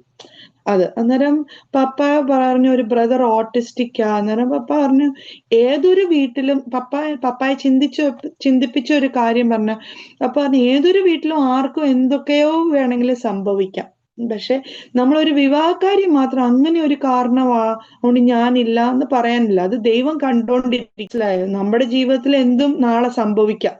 നമുക്കും പലത് സംഭവിച്ച് നമ്മൾ ആ ഒരു സ്ഥിതി വരാൻ ചാൻസ് ഉണ്ട്. അതുകൊണ്ട് നെവർ സേ ദാറ്റ്. ആ ഒരു കാരണത്തിൽ ഒരിക്കലും നോ പറയരുത്. പക്ഷെ വേറെ എന്താ, നീ പ്രാർത്ഥിക്കുക, ദൈവഹിതമാണെങ്കിൽ ഇത്. പക്ഷെ ഞാൻ പപ്പായോട് പറഞ്ഞില്ല. എൻ്റെ മനസ്സിൽ ഓൾറെഡി ദൈവം ദിസ് ഇസ് ദ വൺ എന്ന് എന്നോട് പറഞ്ഞ് ഞാൻ പറഞ്ഞില്ല. എനിക്കെന്തോ ഒരു ഇതുപോലെ. അത് കഴിഞ്ഞ് പിന്നെ ഞങ്ങളുടെ നാട്ടിലെ ഒരു രീതിയാ, നമ്മുടെ മുതിർന്നവർ ഒരാള് വീട്ടിൽ പോയി അവർ ഈ പറയുന്ന പോലെയൊക്കെ ഉണ്ടോ, അങ്ങനെ ഒരു രീതി ഞങ്ങളുടെ കാഞ്ഞിരപ്പള്ളി സൈഡിലുണ്ട്. അപ്പം പപ്പായുടെ ഒരു ഫസ്റ്റ് കസിൻ ഇവിടെ ഫ്ലോറിഡയിലുണ്ടായിരുന്നു. ഒരു കസിനേ ഉള്ളൂ, വേറെ എല്ലാവരും ഇന്ത്യയിൽ തന്നെയാ. അപ്പൊ അങ്കിളിനോട് ചോദിച്ചു ഇവിടെ ഡാളസിൽ വന്നൊന്ന് നോക്കാവോ, ഇങ്ങനെ പയ്യന്റെ വീട്ടില് ഒന്ന് പേരൻസിനെയൊക്കെ പോയി. അന്നേരം അങ്കിള് പറഞ്ഞു അതിനെന്നാ പോയി നോള്. അപ്പൊ അങ്കിള് വന്ന് ഇവിടെ എല്ലാവരെയും പരിചയപ്പെട്ടു. അപ്പൊ ഇങ്ങനെ ഒരു വ്യക്തി ഉണ്ടെന്നൊക്കെ മനസ്സിലായി. അങ്ങനെ പിന്നെ പ്രാർത്ഥിച്ചു. ദൈവം എനിക്കൊരു കൺഫർമേഷൻ ആയിട്ട് തന്നത് സാംസ് 45 അകത്ത് നിന്റെ പൃഥുഭവനം നീ ഇനി വിട്ടു പോണം, ആ ഒരു വാക്യം ദൈവം എന്നോട് ഇടപെട്ടു. അപ്പൊ എനിക്ക് മനസ്സിലായി ഇത് തന്നെയാ. അങ്ങനെയാണ് ഞങ്ങളുടെ വിവാഹം നടക്കുന്നത്. നാട്ടിൽ വെച്ചാ, കാഞ്ഞിരപ്പള്ളി വെച്ചാ നടന്നത്. അപ്പൊ അവര് US നിന്നെല്ലാം വന്നു. പപ്പായ്ക്ക് പക്ഷെ പപ്പ ഇറാഖിലായോണ്ട് ഒരു ഈ ഓഡിറ്റോറിയം ഒന്നും കണ്ടുപിടിക്കാൻ പറ്റുന്നില്ല. എല്ലാം അങ്ങോട്ട് കാത്തോലിക്കർ എല്ലാരും പറഞ്ഞു ഞങ്ങൾക്ക് ഓഡിറ്റോറിയം തരുവേലാന്ന്, അവിടെയുള്ള ഒരു ഓഡിറ്റോറിയം നിങ്ങളുടെ കല്യാണത്തിന് തരുവേലാന്ന് പറഞ്ഞു. എന്നുവെച്ചാൽ നിങ്ങൾ ഞങ്ങൾക്ക് നാണക്കേടുണ്ടാക്കി, ഇത്രയും കുടുംബത്തിലുള്ള നിങ്ങള് പോയി ഞങ്ങൾക്ക് ഒത്തിരി നാണക്കേടായി, അതുകൊണ്ട് ഒരു കാത്തലിക് ചർച്ചസും ഞങ്ങളുടെ കല്യാണം നടത്താൻ ഓഡിറ്റോറിയം തരുവേലാന്ന് പറഞ്ഞു. പിന്നെ അന്നേരമാണ് പപ്പായ്ക്ക് പെട്ടെന്ന്, പപ്പായുടെ ബ്രദർ കാഞ്ഞിരപ്പള്ളി ബിസിനസ് ചെയ്യുന്ന ആളാ. അപ്പം കാര്യങ്ങളൊക്കെ അറിയാം. അപ്പൊ ഇങ്ങനെ പറഞ്ഞു, എടാ നീ എനിക്കൊരു ഫേവർ ചെയ്യാവോ, ഇങ്ങനെ സോണിയയുടെ കല്യാണം ഏകദേശം ഉറപ്പിച്ചു, നീ ഒരു ഓഡിറ്റോറിയം. അന്നേരം പറഞ്ഞ് തൊമ്മച്ചാന്ന് എന്നെ പപ്പായെ വിളിച്ചോ, തൊമ്മച്ച ഞാൻ ഓഡിറ്റോറിയം ഉണ്ടോ എന്നൊക്കെ നോക്കാം, പക്ഷെ ഞങ്ങളെ കല്യാണത്തിന് പ്രതീക്ഷിക്കണ്ട, ഞങ്ങൾ ആരും വരുവേല എന്ന് പറഞ്ഞു. ഞാൻ പറഞ്ഞു അത് നിന്റെ ഇഷ്ടം, പക്ഷെ നീ ഒരു കാര്യം ഇത് മാത്രം ഒന്ന് പോകാം പറഞ്ഞു. ഇപ്പൊ ഒരു പുതിയൊരു ഹോട്ടൽ ഇവിടെ തുടങ്ങിയിട്ടുണ്ട്, എലഗൻസ് എന്ന് പറഞ്ഞ്, ഒരു 3 സ്റ്റാർ 4 സ്റ്റാർ ഹോട്ടൽ ഇപ്പൊ തുടങ്ങിയതേ ഉള്ളൂ. എനിക്കറിയത്തില്ല, അവർ കത്തോലിക്കരുടെ ആരാണ്ട് ഓണർ, എനിക്ക് തോന്നുന്നില്ല പെന്തുക്കോസുകാർക്ക് കൊടുക്കുമെന്ന് പറഞ്ഞു. അപ്പൊ പപ്പ പറഞ്ഞു നീ ഒന്ന് പോയി അന്വേഷിക്കാവോ, എനിക്ക് ഇവിടെ നിന്ന് അത് ഇറാഖിൽ നിന്ന് അത് ചെയ്യാൻ ബുദ്ധിമുട്ട്, അത് മാത്രം നീ ഒന്ന് ചെയ്താൽ മതി എന്ന്. അപ്പൊ പറഞ്ഞു ഓക്കെ. അപ്പൊ അങ്കിള് അവിടെ ആ എലഗൻസ് എന്ന് പറഞ്ഞ ഹോട്ടലിൽ ചെന്ന് അവിടുത്തെ മാനേജറിനോട് ചോദിച്ചു, ഇങ്ങനെ ഒരു പെന്തുക്കോസുകാരുടെ കല്യാണത്തിന് ഈ ഹോട്ടൽ കൊടുക്കുമോ എന്ന് ചോദിച്ചു, കല്യാണം നടത്താൻ. അന്നേരം പുള്ളിക്കാരൻ എടുത്ത വായി ചോദിച്ചു, പെന്തുക്കോസുകാർക്ക് എന്നാ കുഴപ്പം, ഞാനും ഒരു പെന്തുക്കോസുകാരനാണ്. അന്നേരം അങ്കിളിന് അങ്ങ് സർപ്രൈസ് ആയിപ്പോയി. പറഞ്ഞ അതിനെന്നാ. അന്നേരം ആ ഹോട്ടൽ തുടങ്ങിയതേ ഉള്ളൂ. അപ്പം അതിന്റെ കാര്യങ്ങൾ ഫുൾ, പപ്പ ഇറാഖിലാണെങ്കിലും അതെല്ലാം നല്ലപോലെ അവര് ചെയ്തു തന്നു. അതൊരു അങ്കിളിന്റെ ഒരു ഇതായിപ്പോയി. എന്ന് വെച്ചാൽ ഒരിക്കലും പ്രതീക്ഷിച്ചില്ല അവിടുത്തെ അത്രയും വലിയ ഹോട്ടലിന്റെ മാനേജർ ഞാനൊരു പെന്തുക്കോസുകാരനാന്ന് പറയുമെന്ന്. അങ്ങനെ അതും ഭയങ്കര ഭംഗിയായിട്ട് അവർ അതെല്ലാം, അതിനെച്ചാൽ ആദ്യത്തെ ഒരു കാര്യമായതുകൊണ്ട് അവരെല്ലാം നല്ല, അന്ന് അതൊരു ബാർ ഹോട്ടലായിരുന്നു, പക്ഷെ അന്ന് ബാർ ഒന്നും തുടങ്ങിയിട്ടില്ലായിരുന്നു. അപ്പം ആ ഹോട്ടലിന്റെ ഫുൾ സൗകര്യങ്ങളും കല്യാണത്തിന് വേണ്ടി അവർ ഓപ്പൺ ചെയ്തു. ആ ഒരു കല്യാണം അതിന്റെ പ്രൊമോഷനായിട്ട് അവര് യൂസ് ചെയ്യുകയും ചെയ്യുന്നു. അങ്ങനെ ഞങ്ങളുടെ കല്യാണത്തിന്റെ സമയത്തും ദൈവം അതിശയകരമായി നടത്തി. അപ്പം ഈ ഫാർമസി എല്ലാം പഠിച്ച് മെഡലെല്ലാം മേടിച്ച് വന്നപ്പം ഞാൻ ഓർത്തു അമേരിക്ക വന്നു കഴിയുമ്പോ ഇപ്പൊ ഫാർമസിസ്റ്റ് ആവും, ഇപ്പൊ ജോലി കിട്ടും, എല്ലാം പെർഫെക്റ്റ് ആയി നടക്കും. പക്ഷെ ഇവിടെ വന്നപ്പോ എല്ലാം ഒത്തിരി സാഹചര്യങ്ങളെല്ലാം വ്യത്യാസം. എനിക്ക് ഫാമിലി ആയിട്ട് ഇവിടെ ആരുമില്ല. അച്ചാച്ചന്റെ ഫാമിലി എല്ലാരും ഉണ്ട്, പപ്പായും മമ്മിയും ചാച്ചന്റെ ബ്രദേഴ്സ് സിസ്റ്റേഴ്സ് എല്ലാരും ഇവിടെ ഉണ്ട്. അന്നേരം പപ്പ അന്നേരത്തെ ഇവിടെ വന്നപ്പോ അങ്ങ് ഭയങ്കര എനിക്കൊരു ബുദ്ധിമുട്ടായിട്ട് തോന്നി. വെച്ചാൽ പെട്ടെന്ന് വെതർ വ്യത്യാസം, പെട്ടെന്നൊന്ന് വീട്ടിൽ പോകണമെന്ന് തോന്നിയ അങ്ങേ ലോകത്തിന്റെ അങ്ങേ സൈഡിൽ അവര് കിടക്കുന്നത്, അപ്പൊ പോകാൻ പറ്റുകയില്ല. പിന്നെ അങ്ങനെ ഇവിടുത്തെ കൾച്ചറൽ വ്യത്യാസങ്ങള്, ഇപ്പൊ ജോലിക്ക് ഒത്തിരി ട്രൈ ചെയ്തു. ഞാൻ ഫാർമസി ടെക്കായിട്ട് ആദ്യമേ പരീക്ഷ എഴുതിയിട്ട് കയറാൻ നോക്കി, ആരും ജോലി തരുവല്ല. എനിക്ക് തോന്നുന്നു എനിക്കൊരു 35ഓളം ഇതെടുത്ത് ഞാൻ പോയിട്ടുണ്ട്, പക്ഷെ ആരും എനിക്ക് ജോലി തരുവല്ല. പറഞ്ഞ് നീ ഒരു നാടൻ കൊച്ചാ, എനിക്ക് തോന്നുന്നില്ല നിനക്ക് ഇവിടെ സർവൈവ് ചെയ്യാൻ പറ്റുമെന്ന്, ഭയങ്കര ആൾക്കാരൊക്കെ ഭയങ്കര ക്രൂവലായിരിക്കും. സോ അങ്ങനെ എല്ലാരും എന്നെ റിജക്ട് ചെയ്യുന്നത്. അപ്പൊ ഞാൻ ഓർത്ത്, കർത്താവ് എന്തിനാ എന്നെ ഇവിടെ കൊണ്ടുവന്നത്? എല്ലാരും ചോദിക്കും ജോലി കിട്ടിയില്ലേ, അല്ലെ ചോദിക്കും പരീക്ഷ പാസ്സായില്ലേ. ഇവിടെ വന്നാൽ ഫാർമസിസ്റ്റ് ആണെങ്കിൽ 4 എക്സാംസ് എഴുതണം. FPGE, അത് കഴിഞ്ഞിട്ട് ടോഫില്, പിന്നെ 2 ഇവിടുത്തെ ലോ എക്സാമും, പിന്നെ ഇവിടുത്തെ നാപ്ലക്സിന്റെ ഫാർമസിസ്റ്റിന്റെ എക്സാമും എഴുതണം. അപ്പം ആദ്യമേ തുടങ്ങുമ്പോഴേ FPGE എഴുതണം, ഒരു 6 hour എക്സാം. അത് ദൈവം സഹായിച്ചാൻ ഒരു വർഷം കൊണ്ട് കുത്തിയിരുന്ന്, അന്ന് കുഞ്ഞുങ്ങളൊന്നുമില്ല, കുത്തിയിരുന്ന് ദൈവം അതങ്ങ് പാസ്സാക്കി, അങ്ങ് ഭയങ്കര സന്തോഷമായി. പിന്നെ അടുത്തത് ടോഫില്ല, ലാംഗ്വേജിന്റെ ടെസ്റ്റാ. അപ്പൊ ഞാൻ പറഞ്ഞു കേട്ടിട്ടുണ്ട് 1-2 വട്ടമൊക്കെ എഴുതുമ്പോൾ എങ്ങനെയും കിട്ടുമെന്നത്. അപ്പൊ എന്റെ മനസ്സിൽ അതായിരുന്നു. പക്ഷെ ദൈവം എന്നെ അവിടെ പിടിച്ചു.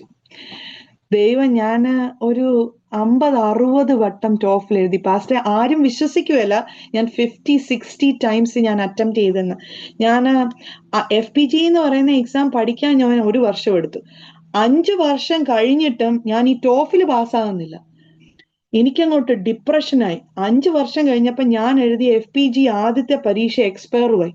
അതായത് ഞാൻ എങ്ങനെയാണോ അമേരിക്കയിലോട്ട് വന്ന ആ വട്ടപൂജ്യത്തിലേക്ക് പിന്നെയും ഞാനായി. ഞാൻ പറഞ്ഞു, കർത്താവ് എന്തിനാ ഇങ്ങനെ നിന്ദിക്കാൻ എന്നെ കൊണ്ടുവന്നത്? അന്നേരം ദൈവം എന്നോട് അത്രയും വട്ടം തോറ്റു കഴിഞ്ഞ് പിന്നെ ദൈവം പിന്നെയും 0-ലോട്ടാക്കി. ഞാൻ പറഞ്ഞു, കർത്താവ് എന്തിനാ ഇങ്ങനെ 0-ലോട്ട് കൊണ്ടുവന്നത്? ഞാൻ ഇനിയും ഈ പരീക്ഷ എഴുതുന്നില്ല. ഞാനിപ്പം 0, ഞാൻ എങ്ങനെയാണോ അമേരിക്ക വന്നത്, ഇപ്പൊ ഞാൻ ഇനി ആദ്യം തൊട്ട് തുടങ്ങണം. ആ പരീക്ഷയ്ക്കൊന്നും ഇനി എനിക്ക് പിന്നെ കുത്തിയിരുന്ന് പഠിക്കാൻ, എനിക്ക് ഒരു കുഞ്ഞു ആയി അതിന്റെ ഇടയ്ക്ക്, മൂത്ത മോൻ വന്നു, ഇരുന്ന് പഠിക്കാനോ ഒന്നും സമയമില്ല, എനിക്ക് പറ്റുകയില്ല കർത്താവേ എന്ന് പറഞ്ഞു. അപ്പോഴ് കർത്താവ് പറഞ്ഞു, ആദ്യമേ നീ 0 എന്ന് അംഗീകരിക്കാൻ പഠിക്കുക. മനുഷ്യര് നിന്നോട് പറയുവാണോ നീ സീറോ ആയി, നീ ഒന്നും അധ്വാനിച്ചതും നീ ഓടിയതും നീ പ്രാർത്ഥിക്കുകയല്ല എന്ന് പറയാൻ നീ അങ്ങ് അംഗീകരിച്ചേര്. നീ സീറോ ആയെന്ന് ആദ്യം നീ അംഗീകരിക്കുക. അവിടെയാണ് നിന്റെ തുടക്കം തുടങ്ങുന്നത്. അങ്ങനെ ഞാൻ ഇപ്പൊ ഒരു ആന്റി എന്നോട് ചോദിച്ചു, മോളെ എങ്ങനെ പരീക്ഷ, ഇവിടെ വന്ന എല്ലാരും ആദ്യമേ ചോദിക്കുന്ന പരീക്ഷ പാസ്സായോന്ന്. അപ്പൊ ഞാൻ പറഞ്ഞു, ഇല്ല ആന്റി, എനിക്കത് എക്സ്പയർ ആയി. ദൈവം എന്നോട് പറഞ്ഞു, സത്യമായിട്ട് നീ എന്തുവാ തീർന്നോ, മുഴുവൻ ഇന്ത്യ എക്സ്പയർ ആയോ? മനുഷ്യനോട് പറയാൻ നീ ലജ്ജിക്കല്ല, അതാ നിന്റെ അവസ്ഥ, സത്യം അതാ, അത് നീ ചോദിച്ചോ, നീ അങ്ങ് പറഞ്ഞേക്കണം. അന്നേരം ഞാൻ പറഞ്ഞു, ആന്റി ശരി. ഒരു ആന്റി പിറ്റേ ദിവസം എന്നോട് ചോദിച്ചു, ഇങ്ങനെ നീ മോളെ എന്നായി? ഞാൻ പറഞ്ഞ ഇല്ല. അന്നേരം ആന്റി പറഞ്ഞു, ഉണ്ണാനും ഉടുപ്പാനും ഉണ്ടെങ്കിൽ അത് മതി മോളെ. എനിക്കൊരു കളിയാക്കിയ പോലെ തോന്നി. പക്ഷെ ഞാൻ ഓർത്ത്, കർത്താവല്ലേ എന്നോട് പറഞ്ഞത് നീ അംഗീകരിക്കാൻ പഠിക്കണം, സാരമില്ല. അങ്ങനെ അപ്പൊ ഞാൻ പറഞ്ഞു, കർത്താവെ ഞാൻ ഇനി ക്വിറ്റ് ചെയ്യുക. ഞാൻ പറഞ്ഞു, ഇനി എനിക്ക് പരീക്ഷ എഴുതാം, എത്ര രൂപയാ ഞാൻ ഈ പരീക്ഷ എഴുതാൻ തന്നെ കളയുന്നേ. അപ്പൊ ഈ ടൈമിങ്ങിലാ ദൈവം എന്നോട് ഞാൻ പ്രാർത്ഥിക്കാൻ ഇരിക്കുമ്പോഴൊന്നും അല്ല, ചിലപ്പോൾ നടക്കുമ്പോഴായിരിക്കും, ചിലപ്പോൾ വേറെ എന്തെങ്കിലും ചെയ്തോണ്ടിരിക്കുമ്പോഴായിരിക്കും ദൈവം ഇങ്ങനെ ഓരോരുത്തർ. അപ്പൊ ഞാൻ ഇങ്ങനെ മനസ്സിൽ പറഞ്ഞു, കർത്താവ് ഞാൻ ക്വിറ്റ് ചെയ്യാൻ പോയി, ഇനി എന്നോട് പറയരുത് ഇത്. അന്നേരം ദൈവം പറഞ്ഞു, ഇസ്രായേൽ മക്കൾ 40 വർഷം ചുറ്റിക്കഴിഞ്ഞിട്ടാണ് വാഗ്ദത്ത ദേശത്ത് നടത്തിയത്, നീ അപ്പം 30-ാമത്തെ വർഷം ക്വിറ്റ് ചെയ്യാൻ പോവാണോ? ഇങ്ങനെ ഒരു ചോദ്യം എന്നോട് ചോദിച്ചു. അപ്പൊ ഞാൻ ഓർത്തു, അപ്പൊ ഞാൻ ജയിക്കാനുള്ള ടൈം ആയോ കർത്താവേ? അതൊന്നും ദൈവം അതിനൊന്നും ആൻസർ ഇല്ല. ഇത്രയും പറഞ്ഞു. അപ്പൊ എന്നോട് ദൈവം പറയുന്നത് ക്വിറ്റ് ചെയ്യില്ല, ഗോ ഫോർവേഡ്. അപ്പോഴാണ് എന്നോട് ഒരു ദിവസം, ഇവിടെ പപ്പ പാസ്റ്റർ ആയിരുന്നു നാട്ടില്. പപ്പയുടെ പേര് എന്റെ ഹസ്ബൻഡിന്റെ പപ്പയുടെ പേര് പാസ്റ്റർ സൈമൺ സി വർഗീസ്. അപ്പൊ പപ്പ നാട്ടിൽ പാസ്റ്റർ ആയിരുന്നു. അപ്പൊ ഇവിടെ ആരെങ്കിലും ഒക്കെ പാസ്റ്റർമാര് വരുമ്പോ പപ്പായെ കാണാൻ വരും. പപ്പായ്ക്ക് പ്രായമായി, അപ്പൊ കാണാനൊക്കെ വരും. അപ്പൊ ഒരു ദേവദാസൻ ഇവിടെ വന്നു. പാസ്റ്റർ സംസാരിക്കുന്നതിന്റെ ഇടയ്ക്ക് പെട്ടെന്ന് വെളിപ്പാട് കണ്ടിട്ട് ദേവദാസൻ പറഞ്ഞു, മോനെ നീ ആ മതില് ചാടി കടക്കുമെന്ന് പറഞ്ഞു. ഞാൻ നേരം ഓർത്ത്, ദൈവമേ എത്ര നാളായി മതിലിന്റെ അവിടെ വന്ന് നിൽക്കും, ഞാൻ ചാടുന്നുമില്ല ഇത്. പക്ഷെ അന്ന് ആ പാസ്റ്ററിന് എന്റെ അവസ്ഥ അറിയത്തില്ല. പക്ഷെ എന്നോട് പറഞ്ഞു, മോനെ നീ ആ മതില് ചാടി കടക്കുമെന്ന് പറഞ്ഞു. ഞാൻ പറഞ്ഞു, ഓക്കെ പാസ്റ്റർ. ഇതെന്നെ അങ്ങോട്ട് എപ്പോഴൊക്കെ ക്വിറ്റ് ചെയ്യണോ ഇതെന്റെ മനസ്സിൽ ഇങ്ങനെ റിങ് ചെയ്തോണ്ടിരിക്കും. അപ്പം എന്റെ മനസ്സിൽ ദൈവം പറഞ്ഞു, സ്റ്റാർട്ട് അഗൈൻ, നീ ഒന്നൂടെ. അപ്പൊ എന്റെ ഹസ്ബൻഡും പറഞ്ഞു, നീ ഒന്നൂടെ ട്രൈ ചെയ്യ എന്നിങ്ങനെ പറഞ്ഞു. അപ്പം ഞാൻ ആദ്യത്തെ ആ FPG എക്സാം തൊട്ട് പിന്നെയും സ്റ്റാർട്ട് ചെയ്യണം. അപ്പൊ പിന്നെ ആ പരീക്ഷയുടെ സമയമായപ്പോ എനിക്കൊരു കൊച്ചു കൊണ്ടുപോയി ഒരു 100 പേജുള്ള ഒരു ബുക്ക് തന്നു. പറഞ്ഞു, ചേച്ചി ഇത് പഠിച്ചിട്ട് പോകും, ദൈവീതമാണെ പാസ്സാകുമെന്ന് പറഞ്ഞു. അപ്പം ഞാൻ പറഞ്ഞു, ഓക്കെ മോളെ. ഞാനങ്ങനെ, എനിക്ക് ടൈം ഇല്ല പഠിക്കാൻ. ഞാൻ ഒരു ദിവസം ഒരു പേജ് മാത്രം വായിച്ചുകൊണ്ട് പോയി. പിന്നെ ഒരു കെമിസ്ട്രിയുടെ ഒരു വലിയൊരു ബുക്ക്, ഇലക്ട്രോണിക് ബുക്ക് എനിക്ക് കിട്ടി.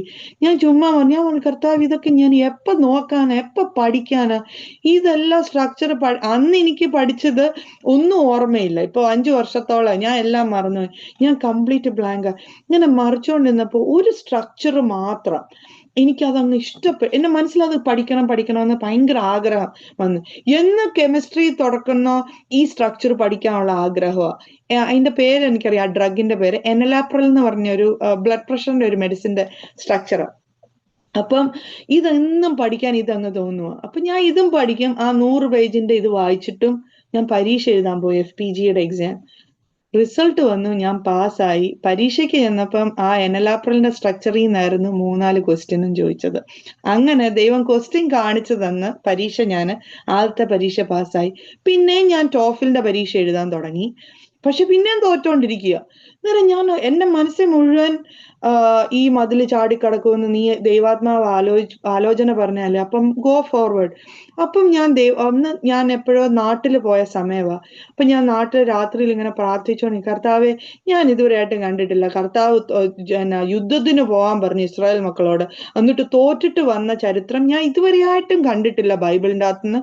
ദൈവത്തോടൊരു ചോദ്യം ചോദിച്ചിട്ട് ഞാൻ അന്നത്തെ പോർഷൻ വായിക്കാൻ പോവാ. അന്ന് ഞാൻ ജഡ്ജസാ വായിച്ചോണ്ടിരുന്ന ചാപ്റ്റർ 20-ാമത്തെ അധ്യായം വായിച്ചോണ്ടിരുന്നപ്പോഴാണ് ഇസ്രായേൽ മക്കള് ബെന്യാമിൻ ഗോത്രത്തിന് എഗെയിൻസ്റ്റ് ആയിട്ട് പോയി. പക്ഷെ ആദ്യത്തെ 2 വട്ടം ദൈവം യുദ്ധത്തിനായി പൊക്കോളാൻ പറഞ്ഞു, പക്ഷെ തോറ്റിട്ടാ വന്നത്. അത് കറക്റ്റ് ഞാൻ അന്ന് വായിച്ചത്.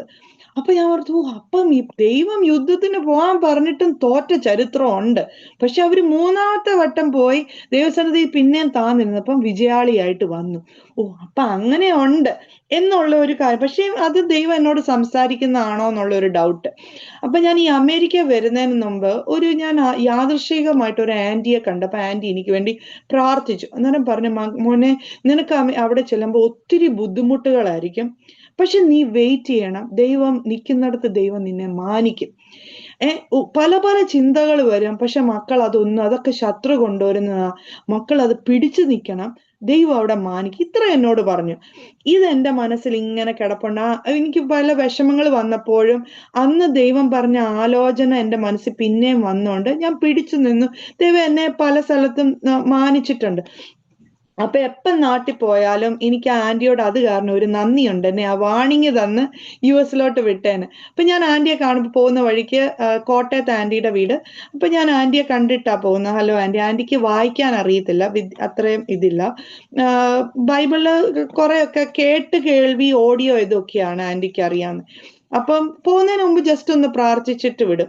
അപ്പം അന്ന് ഒരു പ്രാവശ്യം ചെന്നപ്പം ഞാൻ ഇത് പ്രാർത്ഥിച്ച് പിറ്റേ ദിവസം ഞാൻ എന്റെ വീട്ടിലോട്ട് പോകുന്ന വഴിക്കാണ് ഞാൻ ഈ ആന്റിയെ കാണുന്നത്. ആന്റി പ്രാർത്ഥിച്ചിട്ട് പറഞ്ഞു, മക്കളെ, ദൈവം ന്യായാധിപന്മാരുടെ 20ാം അധ്യായമാണ് കാണിക്കുന്നത്, പക്ഷെ എനിക്കതൊന്നും മനസ്സിലാവുന്നില്ലെന്ന് പറഞ്ഞു. ഞാൻ പറഞ്ഞു, ആന്റി, ഇനി എനിക്ക് ആന്റി ഒന്നും എക്സ്പ്ലെയിൻ ചെയ്യേണ്ട, ദൈവം എക്സ്പ്ലെയിൻ ചെയ്ത് തന്നു. അത് ഇന്നലെ ഞാൻ പ്രാർത്ഥിച്ച് എനിക്ക് തന്ന ആൻസറിന്റെ കൺഫർമേഷൻ ആന്റി അത് വാക്യം പറഞ്ഞു. ആന്റി അത് എക്സ്പ്ലെയിൻ ചെയ്യണ്ട, എനിക്ക് മനസ്സിലായെന്ന് പറഞ്ഞു, ദൈവം എന്നോട് ഇടപെട്ടെന്ന് പറഞ്ഞു. അങ്ങനെ പിന്നെ ഞാൻ ട്രൈ ചെയ്തു. കൊറോണ അങ്ങ് മൂർദ്ധക്യമായ സമയത്ത് ദൈവം എനിക്ക് ടോഫില് പാസ്സാക്കി തന്നു. അത് 50-60 വട്ടം എഴുതി ദൈവം എന്നെ പല കാര്യങ്ങളിൽ കൂടെ പഠിപ്പിച്ച്, അതിൻ്റെ കൂടെ ഒത്തിരി കാര്യങ്ങള്. താഴ്മ ധരിക്കണം, തോറ്റോ നീ അത് അംഗീകരിക്കാൻ പഠിക്കണം, ഇല്ലാത്തതിനെ നീ ഉണ്ടെന്ന് പറഞ്ഞ് നടക്കരുത്, അംഗീകരിക്കാൻ പഠിക്കണം.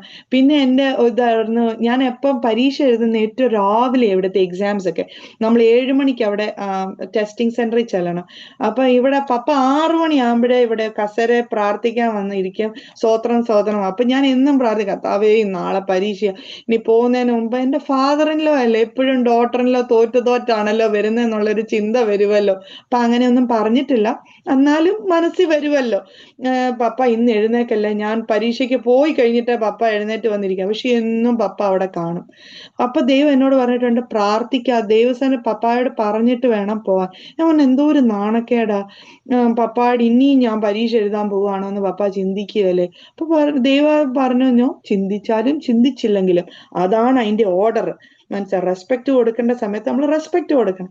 അപ്പം ഞാൻ എന്നും പപ്പ പരീക്ഷയുണ്ട്, പ്രാർത്ഥിക്കണം. പിന്നെ പപ്പ എപ്പോഴും പരീക്ഷയ്ക്ക് പ്രാർത്ഥിച്ച് പപ്പായ്ക്ക് അതൊരിത്, അപ്പൊ ഒന്നും ചോദിക്കുകയല്ല, പപ്പ പ്രാർത്ഥിച്ചങ്ങ് വിടും. അങ്ങനെയായിരുന്നു. പക്ഷേ കൊറോണ ടൈമില് ദൈവം എനിക്ക് അതിന് ഒരു തന്നു. പിന്നെ അടുത്ത 2 എക്സാംസ് ദൈവം പെട്ടെന്ന് തന്നു. അന്നേരം എക്സാംസ് എല്ലാം കഴിഞ്ഞു. അത് കഴിഞ്ഞപ്പോഴത്തേന് എനിക്ക് ഇന്റേൺഷിപ്പ് ചെയ്യണം ഇവിടെ. അപ്പൊ ഞാൻ ഫാർമസി ടെക് ആയിട്ട് ജോലി ചെയ്തെടുത്ത് തന്നെ ഇന്റേൺഷിപ്പ് ചെയ്യാമെന്ന് ഓർത്തു. അപ്പം ഞാൻ എൻ്റെ അവിടുത്തെ അന്നത്തെ ബോസിനോട് ചോദിച്ചു, എൻ്റെ പ്രിസെപ്റ്റർ ആകാവോ? അന്നേരം പറഞ്ഞു, ഞാൻ എൻ്റെ കോർഡിനേറ്ററിനോട് ചോദിക്കട്ടെ, നീ ഒരു ഫോറിൻ ഗ്രാജുവേറ്റ് ആയതുകൊണ്ട് ഇവിടെ ചെയ്യാൻ പറ്റുമോന്ന്. അപ്പൊ അന്നുണ്ടായിരുന്ന കോർഡിനേറ്റർ കണിശൻ പറഞ്ഞു, നോ, പറ്റുകയില്ല.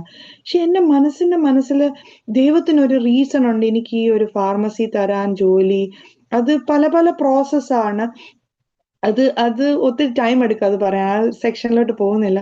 അപ്പൊ ഞാൻ ഓർത്ത്, കർത്താവേ നീന, പിന്നെ എനിക്കത് ചിലപ്പോൾ തോന്നിയതായിരിക്കും, ഇറ്റ്സ് ഓക്കെ എന്ന് പറഞ്ഞ് ഞാൻ ഇങ്ങനെ പ്രൈവറ്റ് ആയിട്ടുള്ള ഫാർമസിയിൽ ഇന്റേൺഷിപ്പ് ചെയ്യാൻ വേണ്ടി നോക്കിക്കൊണ്ടിരുന്നു. അപ്പോഴാണ് എൻ്റെ ബോസ്, ഇപ്പോഴുണ്ടായിരുന്ന ബോസ് മാറി ഇപ്പൊ ന്യൂലി ഗ്രാജുവേറ്റ് ആയിട്ടുള്ള ഒരാളാണ് എൻ്റെ അന്നത്തെ ഫാർമസിസ്റ്റ് ആയിട്ട് വന്നത്. അപ്പൊ ഞാൻ ഓർത്ത്, ഞാൻ ഏതായാലും ക്വിറ്റ് ചെയ്യാൻ പോവുക, ഇനി 2 ആഴ്ചയും കൂടെ നിന്നിട്ട് ഞാൻ ഏതായാലും ക്വിറ്റ് ചെയ്യാൻ വെച്ചാൽ ഇവിടെ ഏതായാലും ഇന്റേൺഷിപ്പ് ചെയ്യാൻ പറ്റുമല്ലോ, അപ്പൊ ഇവിടെ കണ്ടിന്യൂ ചെയ്തിട്ട് കാര്യമില്ലല്ലോ എന്ന് ഓർത്തു. അപ്പൊ ഞാൻ ഓർത്ത്, ഈ ന്യൂ ഗ്രാജുവേറ്റ് ആയിട്ട് വന്നപ്പോ ഞാൻ മനസ്സിലോർക്കും, ഇവർക്കൊക്കെ എന്ത് സുഖമാണ്, ഇവിടെ പഠിച്ചിറങ്ങി ഇവിടെ തന്നെ ജോലിക്ക് കയറാം, ഞാൻ ഫോറിൻ ഗ്രാജുവേറ്റ് അല്ല. എനിക്ക് എന്റെ മനസ്സിൽ ഇങ്ങനെ തോന്നി. ഞാൻ സാരമില്ല, ദൈവം ഓരോരുത്തർക്കും ഓരോന്ന് വെച്ചിട്ടുണ്ട്, അത് എന്റെ ടൈമിൽ ദൈവം എനിക്ക് തരും. അപ്പൊ ഞാൻ ഓർത്തു, പുള്ളിക്കാരനോട് പറയേണ്ട ആവശ്യമൊന്നുമില്ല, ഞാൻ ആരോടും പറഞ്ഞിട്ടില്ലായിരുന്നു ഞാൻ ഇങ്ങനെ ഫാർമസി എക്സാം എഴുതുന്നുണ്ടെന്നൊന്നും.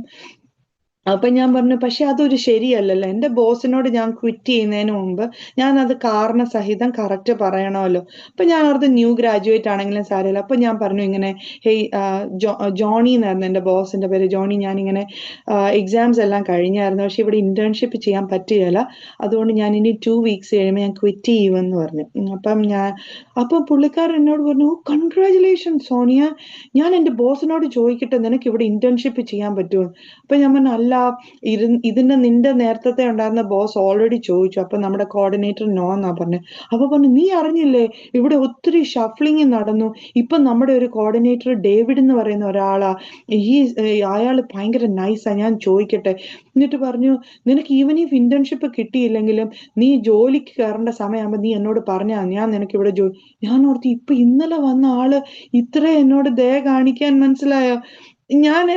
എനിക്കാണ് അവരുടെ അത്രയും കഴിവുപോലും ഇല്ല പറഞ്ഞു നിൽക്കാനോ ഒന്നും. എന്നാലും ഞാൻ ഓർത്തു, കർത്താവ് എന്നോട് ഇത്രയും ദയ തോന്നിയല്ലോ ഇങ്ങനെ പറയാൻ.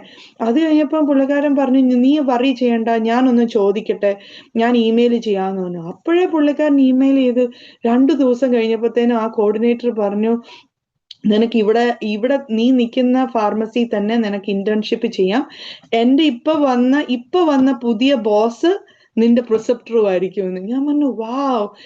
എന്റെ വീടിന്റെ തൊട്ടടുത്ത് തന്നെ, ഞാൻ എവിടെ പറയണ്ടെന്ന് ആലോചിച്ചോ അവര് തന്നെ എന്റെ ജീവിതത്തിൽ നന്മയായിട്ട് തീർന്നു.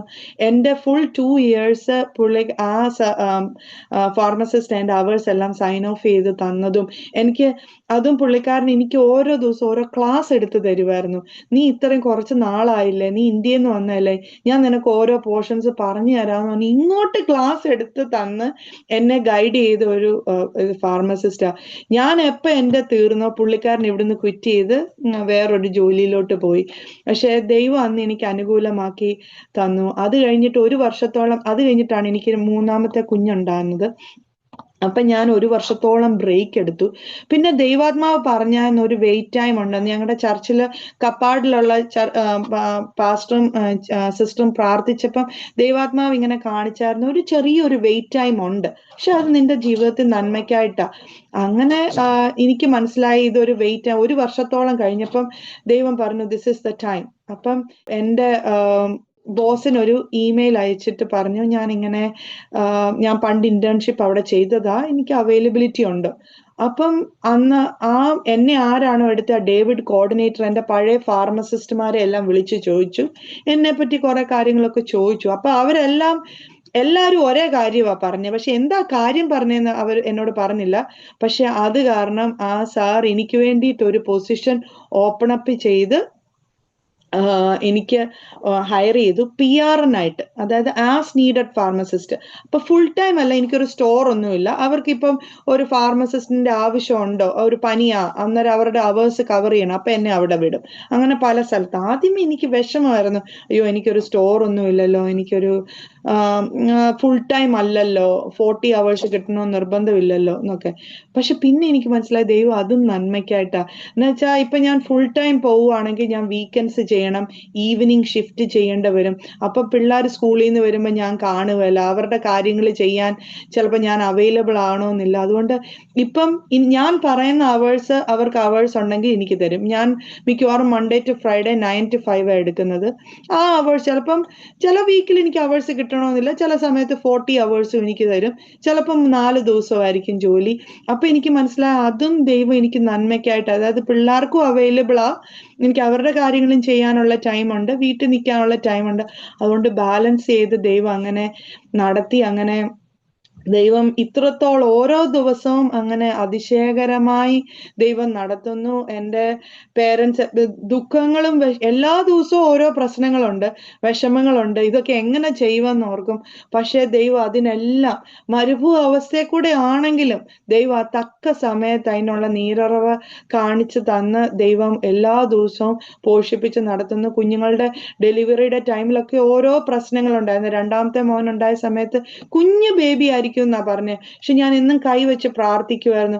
പക്ഷെ അവസാനത്തെ സ്കാനിങ്ങിന് ചെന്നപ്പോ ഡോക്ടർ പറഞ്ഞു, ഇനി നീ വരണ്ട, ഇത് സാധാരണ ബേബിയെക്കാളും വലിയ ബേബി ആയിരിക്കും. എന്നോട് പറഞ്ഞു വല്ല 4 pounds ഒക്കെ കാണും, പക്ഷെ ഉണ്ടായപ്പോ അവൻ 8.5 pounds ഉണ്ടായിരുന്നു ബേബിയെ.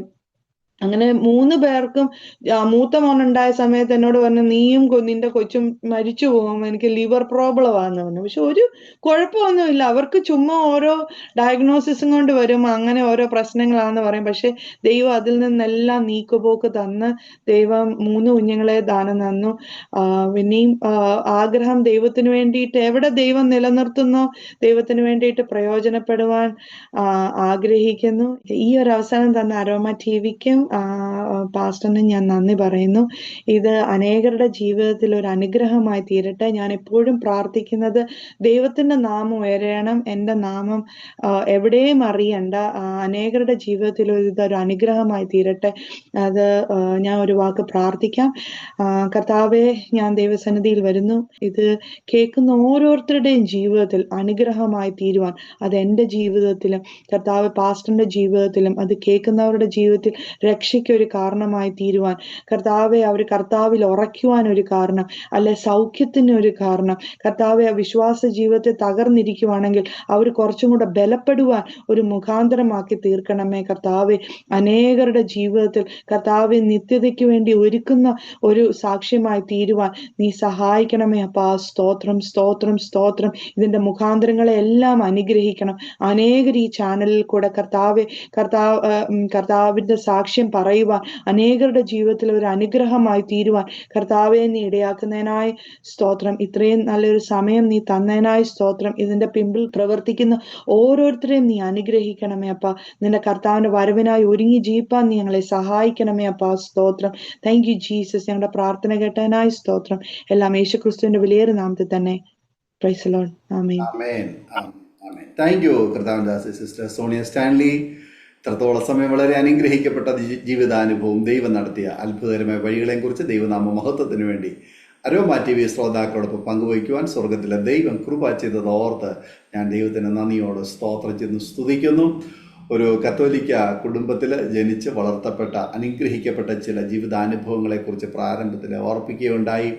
ഒരുപക്ഷെങ്കിൽ ജനിച്ച് വളർത്തപ്പെട്ടതായ ജീവിത പശ്ചാത്തലം വെച്ച് നോക്കുമ്പോൾ ദൈവമക്കളായി തീരുക, അല്ലെങ്കിൽ രക്ഷിക്കപ്പെടുക, സ്നാനപ്പെടുക, പെന്തക്കോസ്തിൻ്റെ അനുഭവത്തിലേക്ക് വരിക എന്നൊക്കെ പറയുന്നത് ഒരിക്കലും കേട്ടുകേൾവി പോലും ഇല്ലാത്ത ഒരു ജീവിത പശ്ചാത്തലത്തിൽ ജനിച്ച് ജീവിച്ച് വളർത്തപ്പെട്ടു. എങ്കിലും തക്ക സമയമായപ്പോൾ ജീവിതത്തിൽ ഒരു വിടുതലിൻ്റെ സമയം ദൈവം നിശ്ചയിച്ചു വച്ചിരുന്നു. അതായത് നമ്മുടെയൊക്കെയും ജീവിതത്തിൽ ചില പ്രതികൂല സാഹചര്യങ്ങൾ, നമ്മൾ ആഗ്രഹിക്കാത്ത, നമ്മൾ ഉദ്ദേശിക്കാത്ത സ്ഥലത്തും സമയത്തും ദൈവം നമ്മെ കൊണ്ടു നിർത്തി ദൈവത്തിൻ്റെ ഹിതത്തിന് വേണ്ടി, ദൈവത്തിൻ്റെ കാര്യപരിപാടികളിൽ നാമും പങ്കാളികളായി തീരുവാൻ വേണ്ടി ദൈവം നമ്മെ ഒരുക്കിയെടുക്കുന്ന ചില അനുഭവങ്ങൾ നമ്മുടെ ജീവിതത്തിൽ ഉണ്ടാകാറുണ്ട്. അങ്ങനെ ചില സാഹചര്യങ്ങളിലൂടെ പ്രിയ സോണിയ സിസ്റ്ററിനും പോകുവാൻ അവസരങ്ങളെ ദൈവം ഒരുക്കി തന്നു. പ്രത്യേകിച്ച് ആ ഒരു വിദ്യാഭ്യാസത്തോടുള്ള ബന്ധത്തിൽ അവിടെ ആയിരിക്കുമ്പോൾ ഹോസ്റ്റലിൽ കൂടെ വന്നതായ സഹപാഠി ജീവിതത്തെ സ്വാധീനിക്കുവാനും, ജീവിതത്തിൽ ആ സഹോദരി ബിൻസി ജീവിതത്തിൽ കർത്താവായ യേശുക്രിസ്തുവിൻ്റെ സ്നേഹവും ദൈവനാമ മഹത്വത്തിന് വേണ്ടി ജീവിക്കുന്നതിനെ കുറിച്ചുള്ളതായ നല്ല അനുഭവങ്ങളും ഒക്കെ പകർന്നു തന്നപ്പോൾ അത് ജീവിതത്തിൽ വലിയൊരു വഴിത്തിരിവായി തീരുവാനും, പിന്നത്തേതിൽ രക്ഷിക്കപ്പെടുവാൻ, സ്നാനപ്പെടുവാൻ, കർത്താവിൻ്റെ കൽപ്പന അനുസരിച്ച് ഒരു ദൈവവേദനായി തീരുവാനൊക്കെ ഇടയായി തീർന്ന സാഹചര്യങ്ങളെക്കുറിച്ച് ഓർപ്പിക്കുകയുണ്ടായി.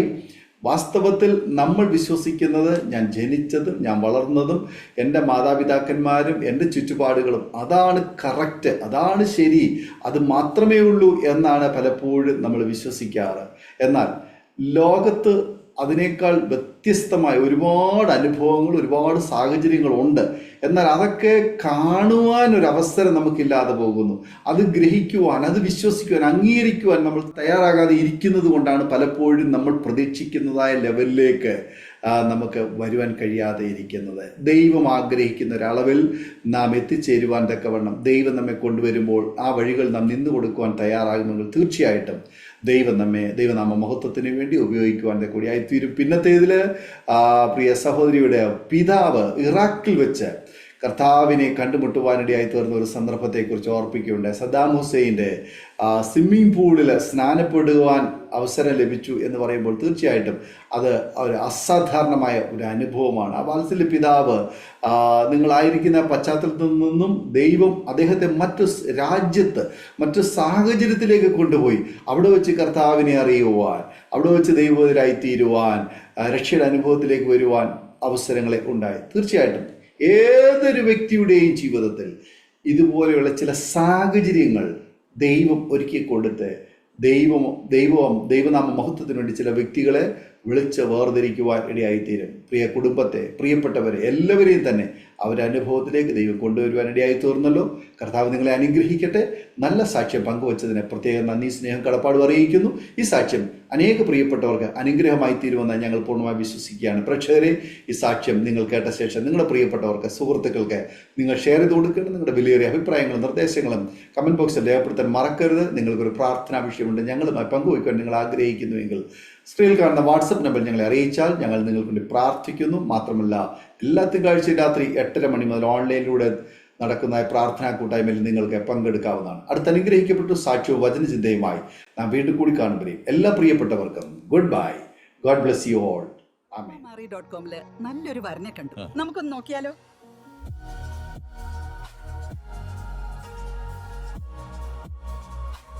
എന്തായാലും നമ്മൾ അറോമ മാറി തിരഞ്ഞെടുത്തത് ശരിയായ തീരുമാനമായിരുന്നു.